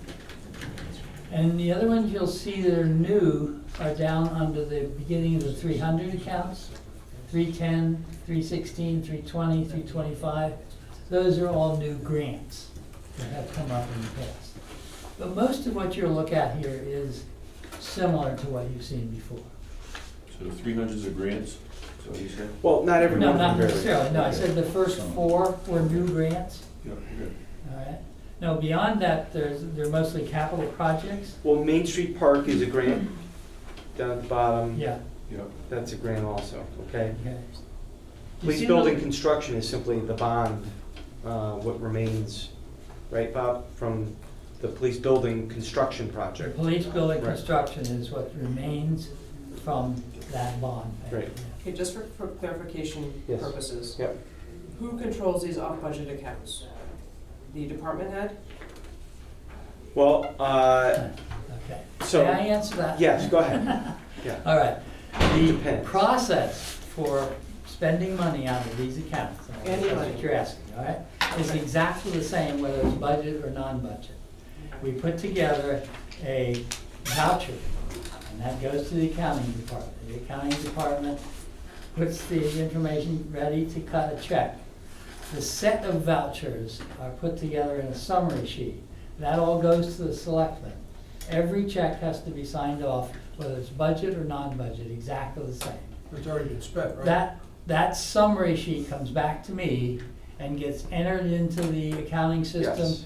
and I release the cash for a week's worth of checks. But wait, so the money has already been spent, but who has approved the spending of? Well, it's Before usually, it's been it's spent. usually the department head, but usually, okay, so the question is, it depends. The answer is it depends, and I have to explain why. Because not every one of these off-budget accounts is a fund just sitting there waiting to be spent. Some of them are exchange accounts, so there's a program at Park and Rec, a yoga program. They have to pay the teacher. They keep that off-budget. I get So- that. Okay, so, yeah, Ray Allen's gonna make sure the teacher gets paid and he's not gonna come. But it's established as that's what, It is, but it's an off-budget account, so your question is, you know, do Well, I I, guess- do I approve that? I don't approve it because it's an exchange account, they're paying a yoga teacher at the pavilion. But you sign off on every I check. do, I sign off on it, but I'm not. but you can't say no after it's already been, I cannot, nor is that any different than our regular budget, and that's what we've talked about. Changes, switching over to a purchase order So system. where do these funds come from? Okay, that's the basic question. Where are the revenues coming from that make this, okay? And that's what, when you have a particular set of questions here, after looking at these, that's where I'm asking you, call in your department head, and I've shown you which are the department heads. And they will give you the details of the revenues. Now, if you want something less than detail, remember when I gave you a list of what all the revenue sources were for everything that's in our financial statements? And I did it by fund number? You already have that information. What revenues go into each of these non-budget accounts? I've already given you that, I give it to you every time I give you a financial statement. So, wait, can I just, I want to answer that question a little bit more too. Where does the money come from? Some of this money has been bequeathed. Someone died and they left money to Park and Rec, or they left money to the Acton Library, okay? So, it's a complex question. You'd have to almost, okay? So, if you want to look at the first page, there's a lot of police accounts there. I don't want, the chief isn't here, I think it's fair to call him in on it. Some of this stuff, like, Driver safety, let's talk about that. well, we can talk about it. I may not have all your answers as to where the money comes from. But I think driver safety, as I recall, is a fund that, with tickets. I think that's our, Well, we can have him come in and. exactly. But one of these funds is our portion of speeding tickets that we hand out in town that go to the state, they take their share, we get our share. So that, for instance, is one of those funds. So I guess the question is though, some of those, I get the grants, I get the endowment stuff. Yeah. But so some of these accounts, whether it's youth and family, Yep. you know, I don't know, you know, I can't really Park and Rec because they, I guess you know, like you look at the mini golf, that's all goes to the general fund. So what, outside of grants and outside of endowments, why doesn't a lot of the revenue of these budget accounts flow through to our general fund? And then so when we have, you know, if there's reoccurring, you know, things under driver safety per se, that he's funding through it, that's not flowing through Okay. the general budget. Because, okay, and some of these accounts are like what you're saying, but a lot of them are not. So there's probably 90% of these accounts don't fit into that category of what you just said. Like where there are revenues, and why shouldn't they flow into the general Well, no, fund? I'm just saying that, So, you know, the revenue account. For I the mean, ones that do, there's explanations, and the chief will give you his So, explanation. because you're here Yeah, and no one else is, Yep. the gateway rent, that's under the Board of Selectmen. yeah, so, and Bob, yeah, go ahead. So, explain that. Yeah, the gateway, the Chamber of Commerce Yeah. pays rent. Right. And that goes into that account, and it goes right back into that building. Or it goes into the gateway up on Main Street, where, Maintaining the building. well, a little bit more than that. It's gateway, and it is, I've done landscaping up there. Mhm. I've done some of the curbing up there, because it's the entrance to the building. Right. And so that money we've kept off budget. And by the way, not I, most of these accounts have been set up for Years. Yes, years and yes. years. And- I don't want you to think, I made these decisions and this No. is what I think should be off budget, what When should Park be. and Rec does maintenance of our Park and Rec guys are doing maintenance up on their public works, that's not out of that fund? That's, It is not out of that fund. so They, this is above and beyond what the public so works. I'm gonna give you a very good example. Cal Caldarella grabbed me recently and he said, come with me. And we went up to, we parked in Starbucks parking lot, and we walked out where the fishing buoy is, and he said, look at this. And it was all overgrown. I mean, look at the chamber building itself. The rhododendrons are practically grown into the windows.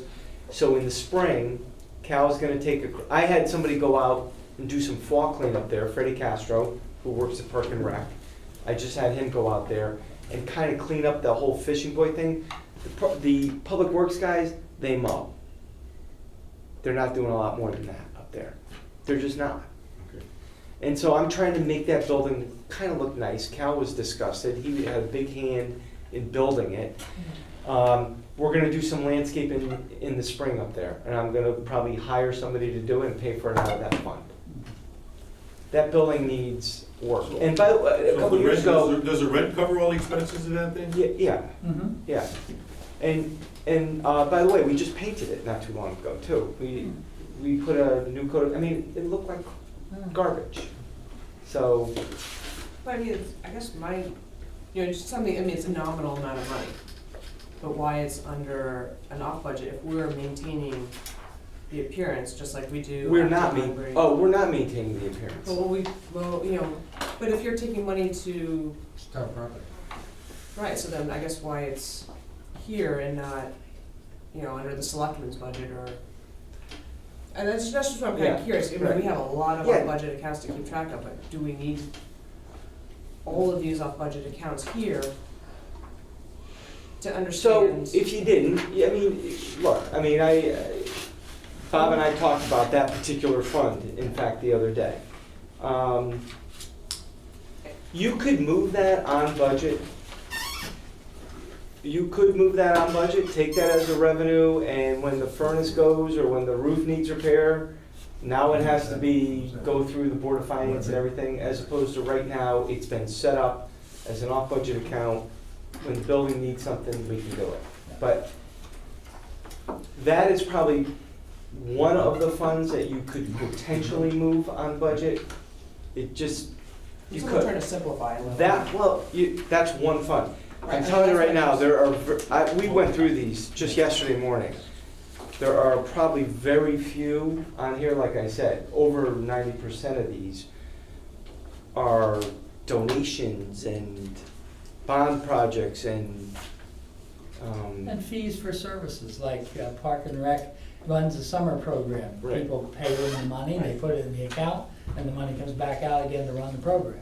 Right, well, it self-funds itself. Yeah, the heat That's why program. we shouldn't, on any given day, we really shouldn't see much of a balance. I guess what I look at is I look at, we get this with the number on it. I don't know what it was before and I don't know what it is after, so I don't know what went in and what went out of the account. I just see a number. It doesn't give me any visibility of what's going on at all. Well, like Bob said, a lot of them don't change, but then you have, go to the third page, the 830 account, for instance. That's an off-budget account, that's our catastrophic illness account. That's basically our heart and hypertension account, right? So how was that funded? Well, we fund that on budget, but we moved it off budget because we didn't want unspent monies to drop to the bottom line. And then we have $100,000, that was what we did 3 years ago. Then There's the a Board number of, those that are funded. then the through Board of budget. Ed has a bunch. Those are mostly grant accounts, except for like the 910, which is a special ed fund. Bob, talk about 760, land use exchange, that's our ordinance 71. Yeah, ordinance 71 was an ordinance that we passed 20 years ago, so that the taxpayers didn't have to pay for developers making application and us having to spend money to Jeff Jacobs. review the application. So- Instead, when the zoning commission gets an application, now they look at it and they decide how much money it's gonna cost to review the application, engineering, legal, all that stuff, and they ask the applicant to supply money, and we put that So- money into this account, That, spend it to review it, and if there's anything left, we give it back. I mean, that to me is a revolving, Yeah. understandable thing. Yep. Chief isn't here, it's just glaring that you see 1, 2, 3, 4, 5, 6, 7, 8, 9, 10, 11, 12, 13, 14, 15, 16, 17, A lot 18. of those are grant funds, I can tell you right now, because I get the checks from the state. Those all contribute to the operation of that department. but if they're grants, Barry, Yeah. well, no, No, you make sure your You know, shoulders on You that. come to us for a car and then all of a sudden you get a grant for a car. I mean, that's still. If he gets $37,000 for a JAG grant for a vehicle, and he puts it in this account, and then he spends it out of this account, and let him explain it, but I'm saying that doesn't go on an operating budget. The main difference between the general fund and the off budget is that the budget funds are funded by taxes, and the off budgets are not. That's generally the difference. But like money for road work. It's all in the budget, Not the general fund. yeah. So when The capital improvement section No, of the road budget. work, when people, contractors pay our cops Oh, that's the 751 account, where the cops do outside services. So what I'm saying is that, okay, you take out the cost, I understand the cost of the car and the officers, you take whatever the net profit is and you throw it back into the general fund. Okay. You know, why something like that, you know, I understand the revolving, you can't, you know, park and rec, you can't, Yeah. but when there's revenue associated with it, just like mini golf, it all goes back to the general fund. So when you have revenue associated with some of these accounts, why it's sitting in accounts potentially to be used and spent with no oversight until after it's spent. So we don't know what the true cost is when he says, why, or someone says, I need, you know, I've spent my supply budget, and I'm gonna go to my office budget account and say, let's see here. And then you buy supplies and say, well, I think I'm gonna put it under this line. Well, that's not really accounting for what's going on. Okay, So that's a reasonable thing to talk about. We went through this whole thing many years ago to decide, and spent a lot of time doing it, what should be general fund revenue and what should not. Maybe we should go through that exercise It's just again. transparency. I mean, maybe we should go through that exercise again and change some of these.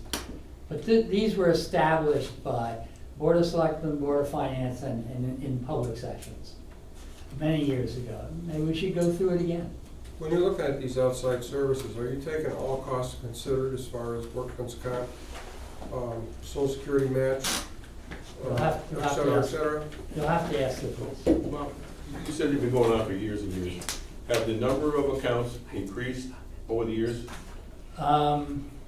Probably a little bit, not a lot. We throw away as many accounts as we Yeah. have generally each year.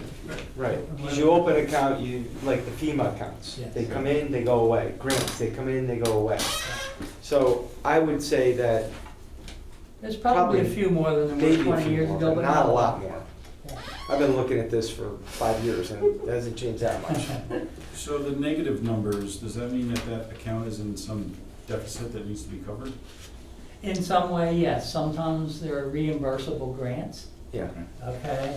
Other ones, like 810, for instance, the HSA account, that's just something where we have a transaction each month, and halfway through the month it's zero, but at the beginning of a month it's negative $800 or something. That sort of thing happens.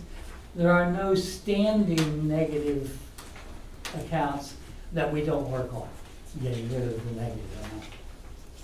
But if it went to negative and it was, I understand the money in and money out, Yeah. but if there was another account that wasn't that example and it became negative, does it make sense to just do away with the account? Or is it Well, something that to should do away always- with the account would mean taking money from somewhere and putting it in there to make it zero, right? Right, right. So that requires more than just doing it, Yep. okay? I'd like to make a suggestion that if we have any questions about any particular account, such as Park and Rec and/or the police department, we should request or invite a member of the Absolutely. Park and Rec Commission and/or the Police Commission, so that they're aware, the commissions, of exactly what's going on, and not just being reported back to by the individual that has more knowledge about these particular accounts. So the commission members might want to be invited so that they would be knowledgeable about what's going on, as they're the managers of the different departments, not So- the employees. So as Bob had suggested, if there is someone, some department or commission that you'd like to see come in, tell me and I'll invite them in. I think you probably should start with the chief. That's my guess. And by the way, he does have Him and most, the a police lot of commission them. in. I think Absolutely. youth and family services, just.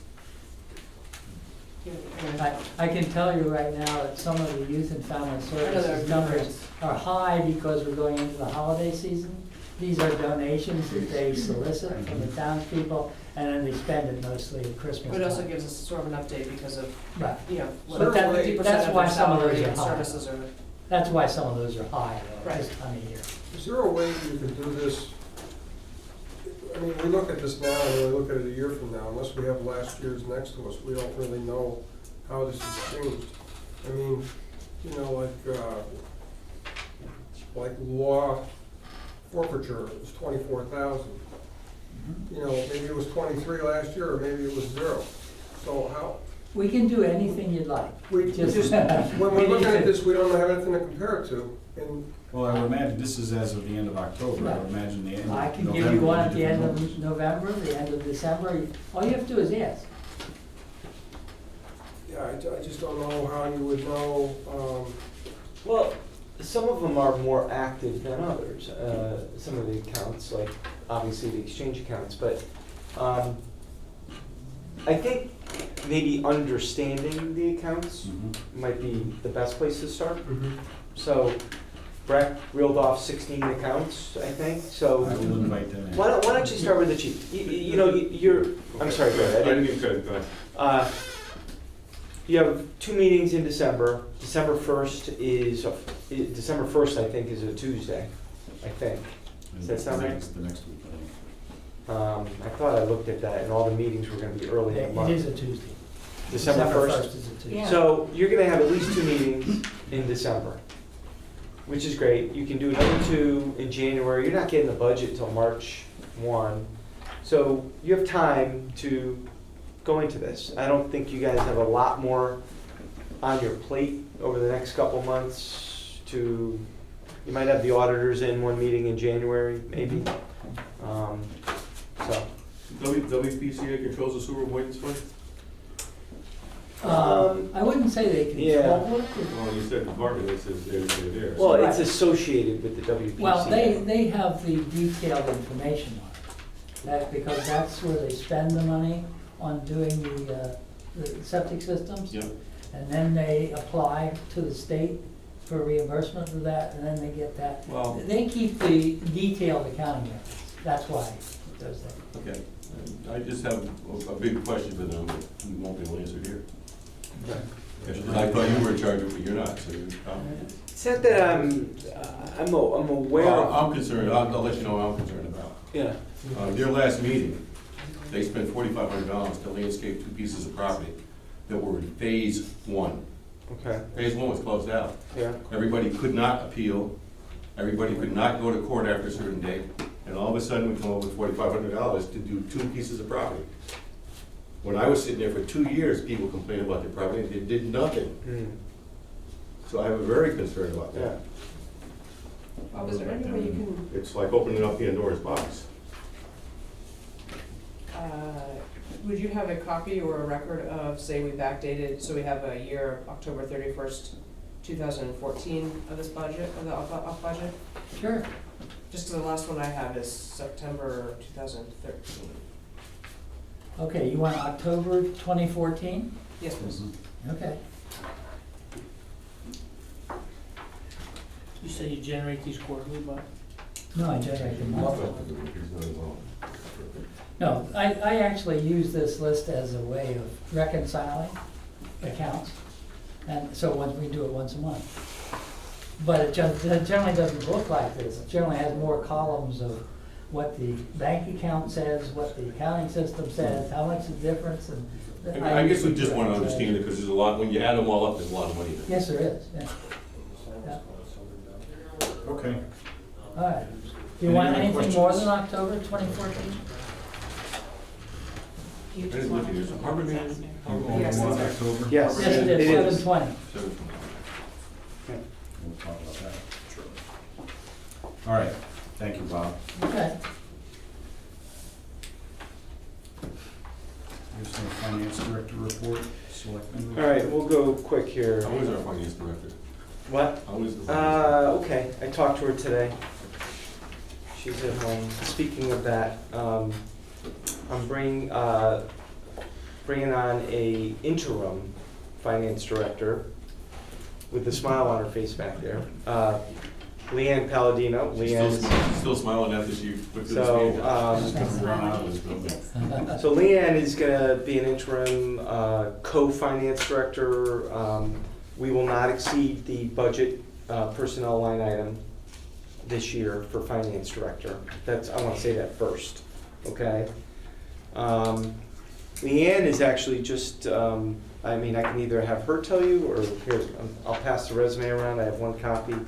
I don't know if you want to introduce yourself at all, or you want me to do it, or? I'd be happy to introduce myself. Thank you. I have an extended background of about 30 years in finance.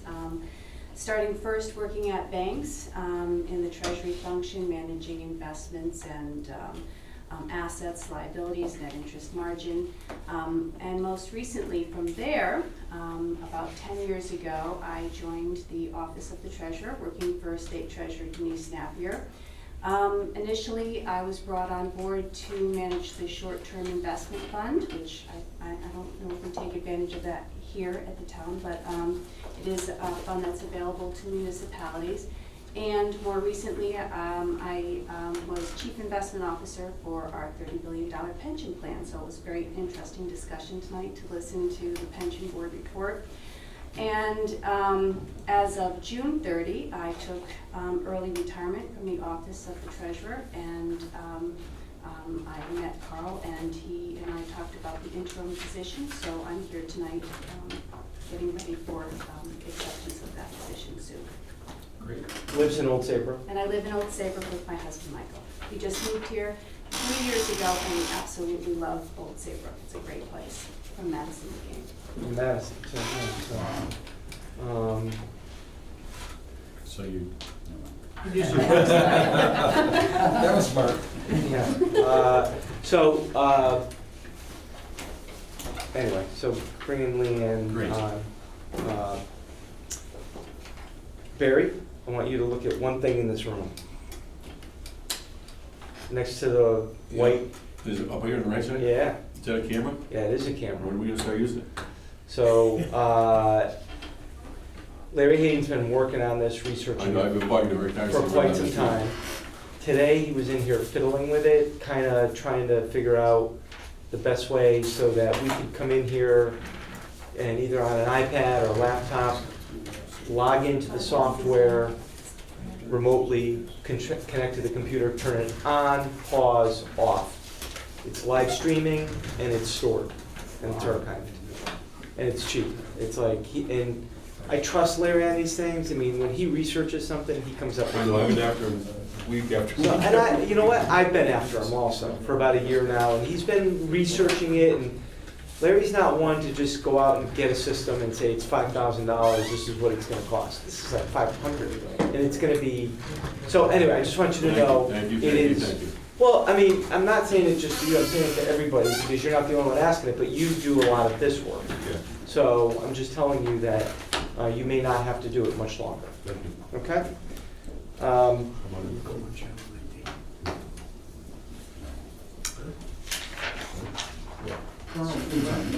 The streets on the internet. I can't. I'm sorry. Well, it streams only on the internet, that won't appear on channel 19?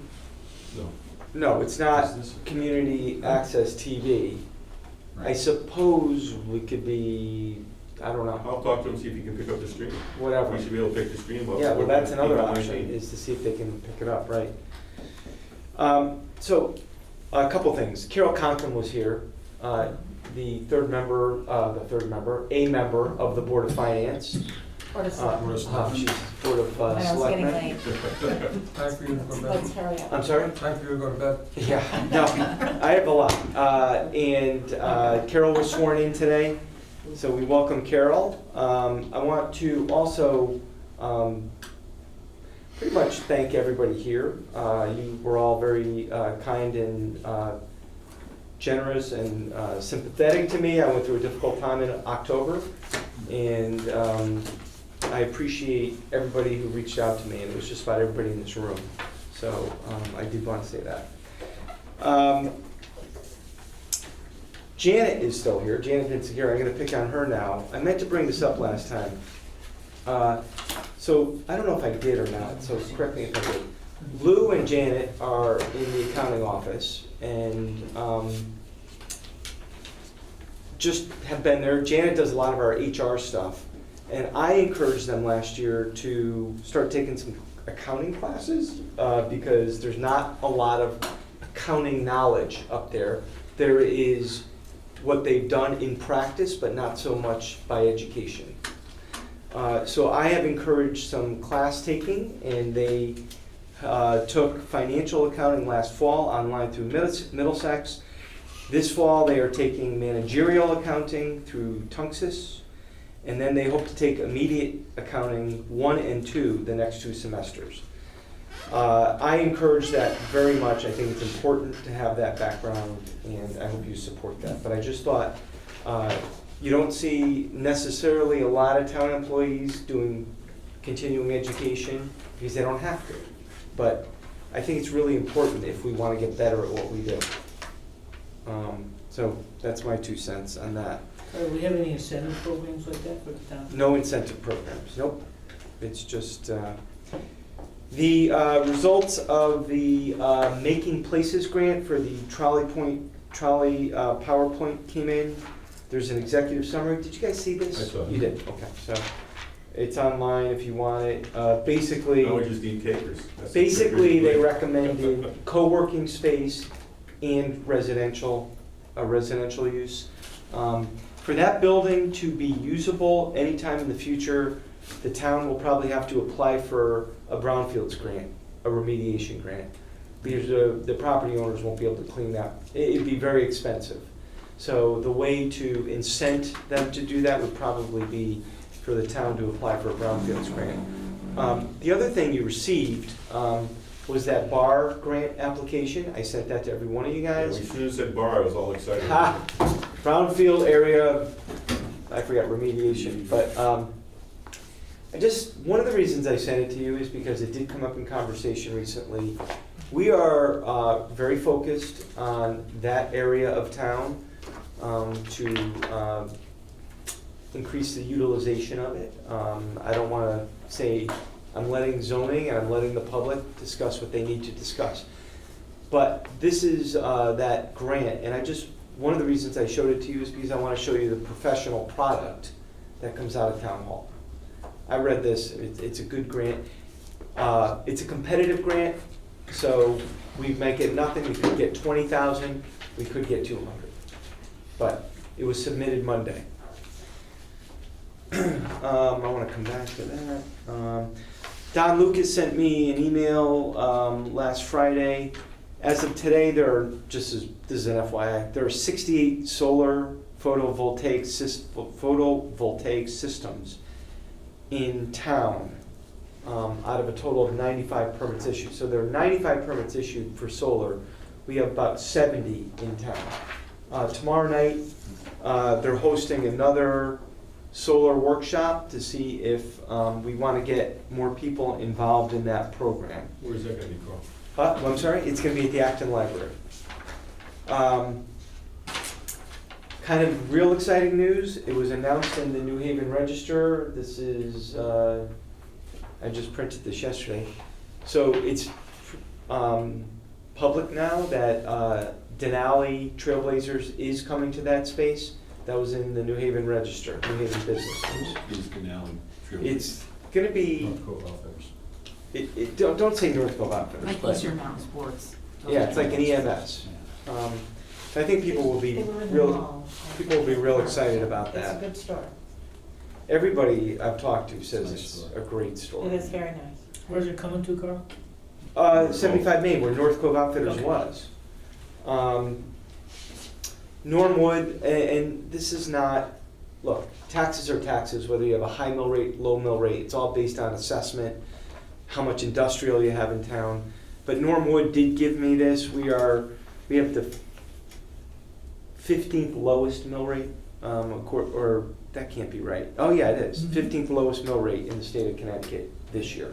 So Norm just threw this on my desk, so I thought I'd mention it to you guys. The Northeast Corridor, Amtrak is doing all kinds of studies. Are you guys familiar with this?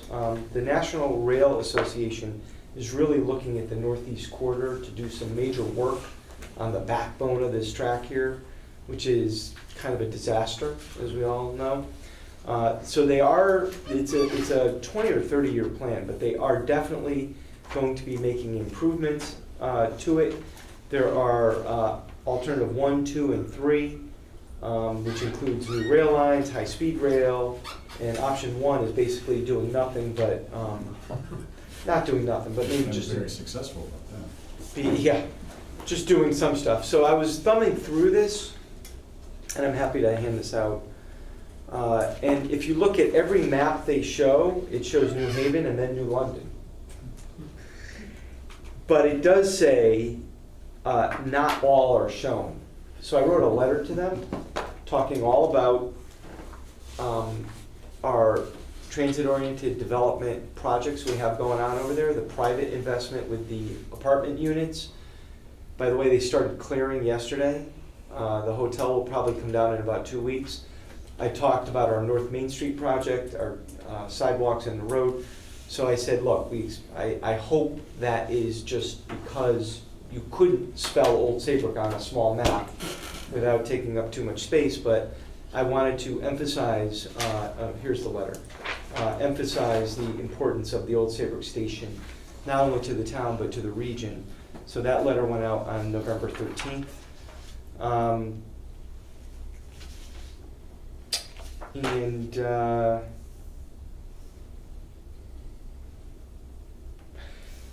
So last year, I have to ask your board a collective memory question. So do you guys recall wanting to add $4,796 to the Youth and Family Services budget? John, I want to say you did. Yeah. Yes, we do. Okay. In the final budget, that number never got added in. But that was brought up at the town meeting. Okay. Okay, it didn't get added in. Lisa Carver has been on me, and Heather, to make sure that this gets addressed one way or another. The number is 4,796. It's never got added. If you do want to add it to the budget, I suggest you do that either tonight or another night, because they did request it, and I think the Board of Finance did approve it. Yeah, well, we just put it on the meeting for the next meeting. That's not, Sure. it's not rushing. Jerry, I'll even just give this to you. Yeah, Okay, that way you have Because it. otherwise we'll have Alright. to go on, you know. I told them I would bring it up to the Board of Finance after July 1 in the new fiscal year. I think I mentioned it to you guys somewhere along the way. So that's kind of basically what I had. Wait, a couple more things, You have- actually. No. Don't forget that. Oh, yeah, the Harbor Management Commission, Yeah. that's right, I'm sorry, I'm good.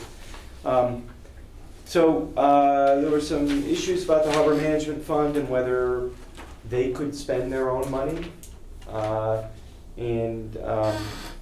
So now the monies they do spend are going through Board of Selectmen and Board of Finance.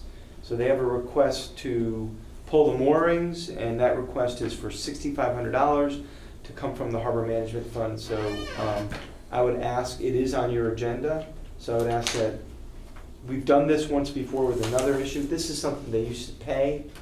Right, so this is something new. It's now something new that we're using a procedure to come through the Board of Selectmen and Board of Finance to oversee the use of those funds. I But you're assume also- we'll see that in the budget, this next budget year It's coming off through, that we'll budget. have all it in there, right? It's an off-budget account, but there is some local language and some state language that it should at least be overseen. The language isn't, it's kind of goes in between, but it's probably better practice to have it go through the Board of Finance and Board of Selectmen, is what I would suggest. So it is on the agenda, so I would probably ask you to act on it tonight. $6,500. Make a motion that we approve the $6,500 for the harbor manager. To come out of their fund. To come out of the Harbor Management Fund. Second. And this is not a new expense, it's an expense they've been incurring every year, but it's just getting oversight at this point. Is there any further discussion? Gary? You second? Second. Hearing none, all those in favor signify by saying aye. Aye. Thank you. Opposed? No No abstentions. I just want to talk about a couple things that I brought up once before. So, very concerned about the state budget. Bob, I don't know if you saw, but the governor's budget talks about a reduction in the Pequot Fund statewide of $15 million. I don't know how much money we get from that. It's not very much anymore. It's not very like much. $15,000. Yeah. So, but you guys are aware that there's at least $350 million in this year's budget that the Republicans want addressed. That includes $100 million in the hospital cuts. And the next 4 years, I mean, the numbers are crazy. They're looking at like $4 billion, I thought the number was, over the next 4 years. So they've already reduced the town of Old Saybrook $88,000 in revenue this fiscal year. You're aware of that, right? Mhm. Yeah. So I'm a little scared of the numbers that are coming out of Hartford. I'm just throwing that out there. You guys are aware of it as I am. Yet what they keep doing is, putting new mandates on the local towns. So Jeff Jacobson, I think you remember, brought up to your attention this Commission on Human Rights and Opportunities requirements on projects with state funding. So any project we bid has to have specified set-aside goals, a minimum of 25% of the state-funded portion of the contract to small and minority-owned business subcontractors, and within that set-aside, 25% of the work with DAS-certified minority, women, or disabled-owned businesses. So I can tell you, and it's a lofty goal, but I can tell you, I've talked to several contractors who I happen to know. When we go out to bid on projects and we get one bid or two bids, you know why. And the paperwork is on their side and on our side, because we need to monitor it, and then the state can monitor us. So it's just additional regulations. That law, they just decided they were gonna put it into the implementer bill, which is when they jam everything in at the last minute. Don't be surprised if you see that firefighter cancer presumption bill rear its head again this year, where there's going to be a presumption that if you're a firefighter and that's volunteers also, if you get a certain type of cancer, it's gonna be the town that's gonna be responsible for the workers' comp insurance on that. It's craziness, but there's it almost passed last year. So yet they're gonna start cutting revenue to all the towns, but they're gonna continue to put regulations on us. So, and it goes on and on. I could talk to you about three more that they get a little esoteric, I think. So, I'll keep you updated on state budget. I'll keep you updated on anything else I'm hearing. They're going through a short session, I think, next year, right? Election year for them is a short session. Is that right? Yeah. Yes. So hopefully they'll do less damage next year. That would be my hope. I'll be sending out a budget memo December 1, early December, asking people to get me their budgets by January 15. Between January 15 and February 15, the Board of Selectmen will look at it. I would love to have every one of you involved in that process, watching our meetings. If you have, if you'd like to comment on the budget, you're more than welcome to do that. If I can get you a budget that you're comfortable with and we can move it through as you see fit, I'd like to work cooperatively. I'm not looking to have a push-pull every time we come to a Board of Finance meeting. Want to work cooperatively with you guys. So however you want to do the budget process, I'm open to listening and meeting privately with any of you who want to talk about goals. So, okay? All right. Any questions for Carl? A few months ago, you asked about a truck for Don Lucas for $8,000, which had 1 million miles. Well, he mentioned it to me. Yeah. Okay, is that still kind of, No, truck went away. truck went away? Truck, I'm sorry? Is that Truck went still- away. Truck is gone. Oh, that truck, yeah, that truck was gone, right. We had, didn't we have $10,000 to set aside? There's $10,000 set aside for that, and it's an El Nino season, it's gonna be warm, right? He hasn't brought it up yet. No, I mean, he hasn't brought it up again. I mean, if we go through the winter like this, you'll see it in my capital non-recurring account, a budget item for July 1. I'd probably put in 15, another 15 to get, I mean, if he's gonna buy some, it's gotta be He 25,000. shouldn't buy $8,000 truck. What? He shouldn't buy an I agree. $8,000 truck. I mean, Can't buy one. He's got right, $8,000 I mean, cost. you could buy one for probably something reasonable for 25, I'd Right. imagine. Right. If you're looking for an SUV, small pickup type thing. Carl, that reminds me, that question reminded me of, are people who have the use of town cars 24 hours, if they have a passenger in that car, their wife or their daughter or son, whatever, are they covered under our policy? Okay, so the only people that would possibly have any family members, first of all, let's talk about town vehicles. Don Lucas has a town vehicle and Don Dobson has a town vehicle. As far as I know, there should not be one other person in those vehicles, ever, other than another town employee. Okay? I can't think of another town vehicle. WPCA. Business related. Police cars. WPC, well, no, I'm talking about non-police, non-fire. Doesn't WPC. Youth and Family have a truck? Who? Doesn't Youth and Family have a little van? Well, Youth and Family does, and they use it to transport children to events, but that would be covered. Okay. And the WPCA should not be using it other than WPCA that. He leaves his here at night, doesn't he? The Crown Vic, oh yeah, that's not even a town Vic, he uses it when he gets here, absolutely. If you wanna talk to police and fire about their vehicles, are they covered? Yes, they're covered. But I've raised that subject and it's been, Scott Gigerich talks about it all the time with the police chief. That Scott Gigerich has a thing about, and I'm on video, but about a lot of the officers, not a lot of them, but some who take vehicles home that he doesn't feel they should take home. And they take them out of town to places they shouldn't be taking them out of town to, so. So that topic has come up. And And maybe they're the covered. police commission will address that. Yeah, Yeah. Thank you, Carl. thanks. Any other questions for Carl?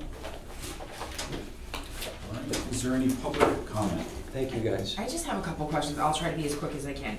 Just so I understand these off-budget accounts. The $6,500 that's gonna go to the harbor management. Now, that's an off-budget account? So when they get money for North Cove moorings and ferry dock slips, it goes into that off-budget account? Yes, yep. Okay, no, just what, I understood what Breck was trying to question, it kinda seems to me like sometimes it would sidestep the Board of Finance, that was my feeling. And then, there's one other question I'm trying to think of. Is that information public, or is that not because it's non-budget? It's public. They're all public. Everything's public. Yeah. Okay, no, just, Non-budget is not different from budget. so Handled where's the that same way. information available? Where can I get it? Well, Well, if you look at the police department, the chief reports in his every meeting, when they have a meeting, is what's in those budgets. Right, and we But he sit at those doesn't write it meetings. down anyplace. Yeah, the law enforcement fund, the traffic Or safety verbally fund. given at the meeting, so. right. And every year when we have a book of financial statements, every fund is talked about in here. Okay, just so if I wanna ask questions when he's here, I just wanna be educated on what I'm asking, because I don't seem to get the You answers can at always police get a commission copy meetings. of this. I think you have, It's keep the online. back copies in the library and in the town clerk's office. It's on the website. That is, okay, but when you go to the police commission meeting, you ask questions to get further details on those, you don't get those answers. That's why if he's gonna be here, then I'm pushing for the answers when everybody else is sitting here.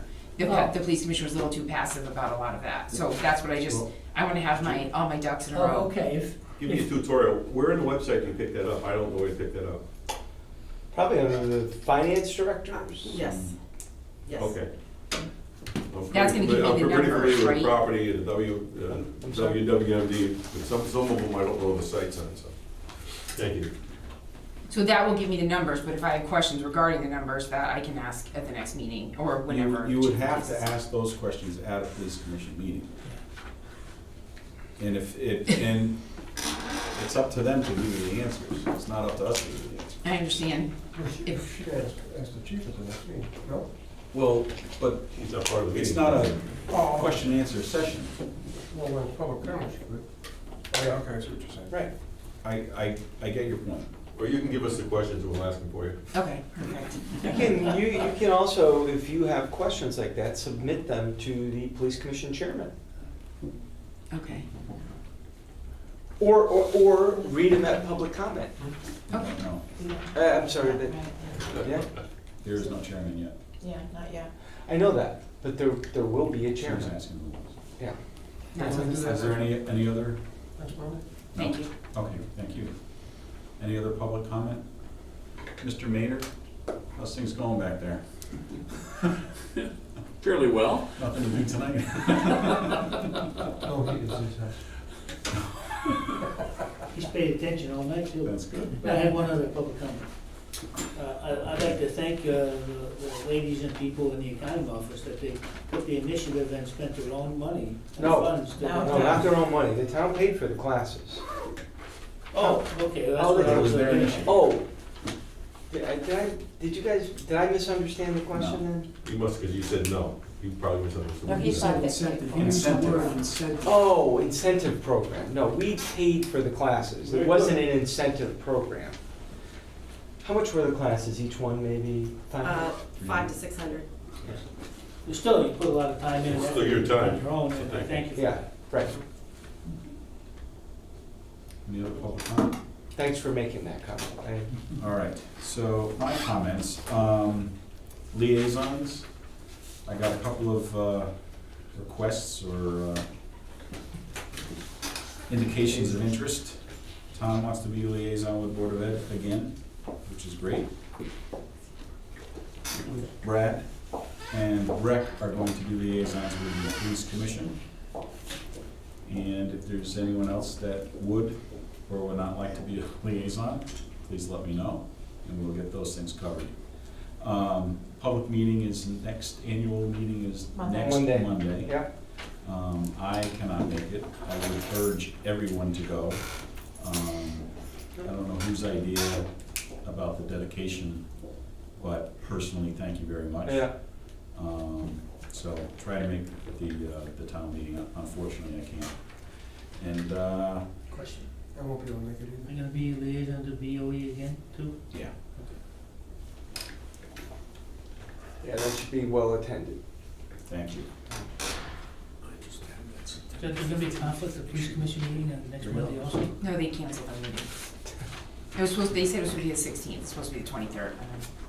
So they canceled the 23rd too? No, there's nothing for the 23rd. They thought their meeting was the 16th. from what it Knowing says. that the annual town meeting was the 23rd, they scheduled a meeting for yesterday, but then they canceled it because They the want old, the old board to select Yeah, I got that, I got chairman that. for the new board that wasn't there yet. so I think they're gonna, Oh, the secretary of the police commission will be calling a special meeting in early December to elect officers. So get out of the way and move on to regular business. I just have one other issue. On September 19th, I had asked the chairman 3 questions, and he gave me answers to those 3 questions. I'll just read the question and his answer. First question was, does the Board of Ed have the right to transfer budgeted money from their budget to another town government department, as the PD tried in submitting a bill for police services without Board of Finance approval? The response from the chairman was no. 2, does any administration have the right unilaterally to transfer budgeted funds from one department to another without Board of Finance approval? Chairman responded no. And the same question was for the department transfer, for a department transfer of funds from one department to another. Same answer, no. Number 3, can any department spend money on items that are not budgeted without Board of Finance approval, regardless of the amount involved? Again, the answer, no, from the chairman. And then Well, I the corrected chairman- myself the and said chairman that. had said that, thank you for reminding me, that the the first selectman questioned one of the three questions, but he did not remember which one.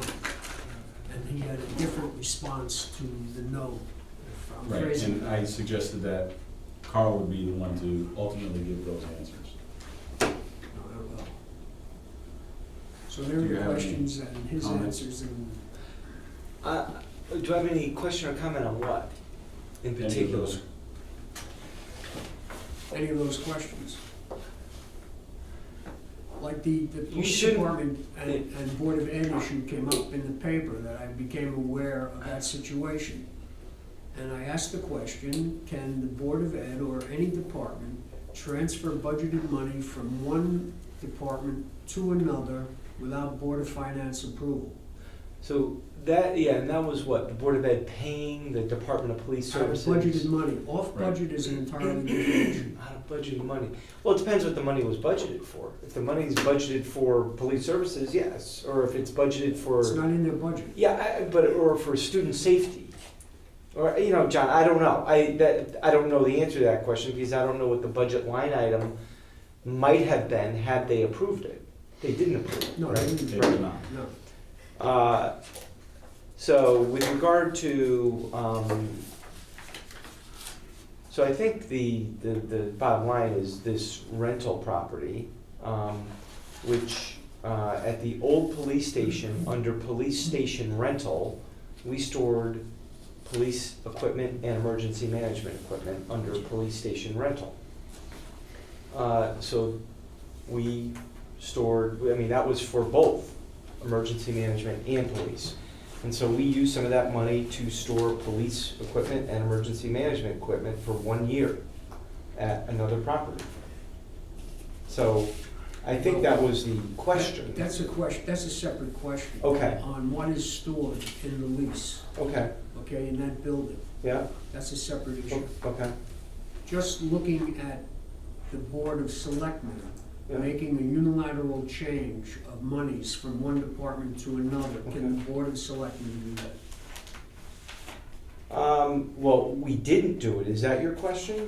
No, I'm just asking the general question, can you without Your Board tip, of Finance? approval- my understanding is that department to department, so we shouldn't be transferring money from land use to police services.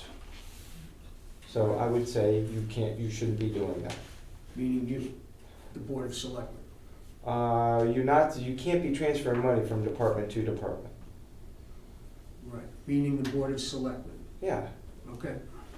And the third issue was, can any department spend money on items that are not budgeted without Board of Finance approval, regardless of the amount involved?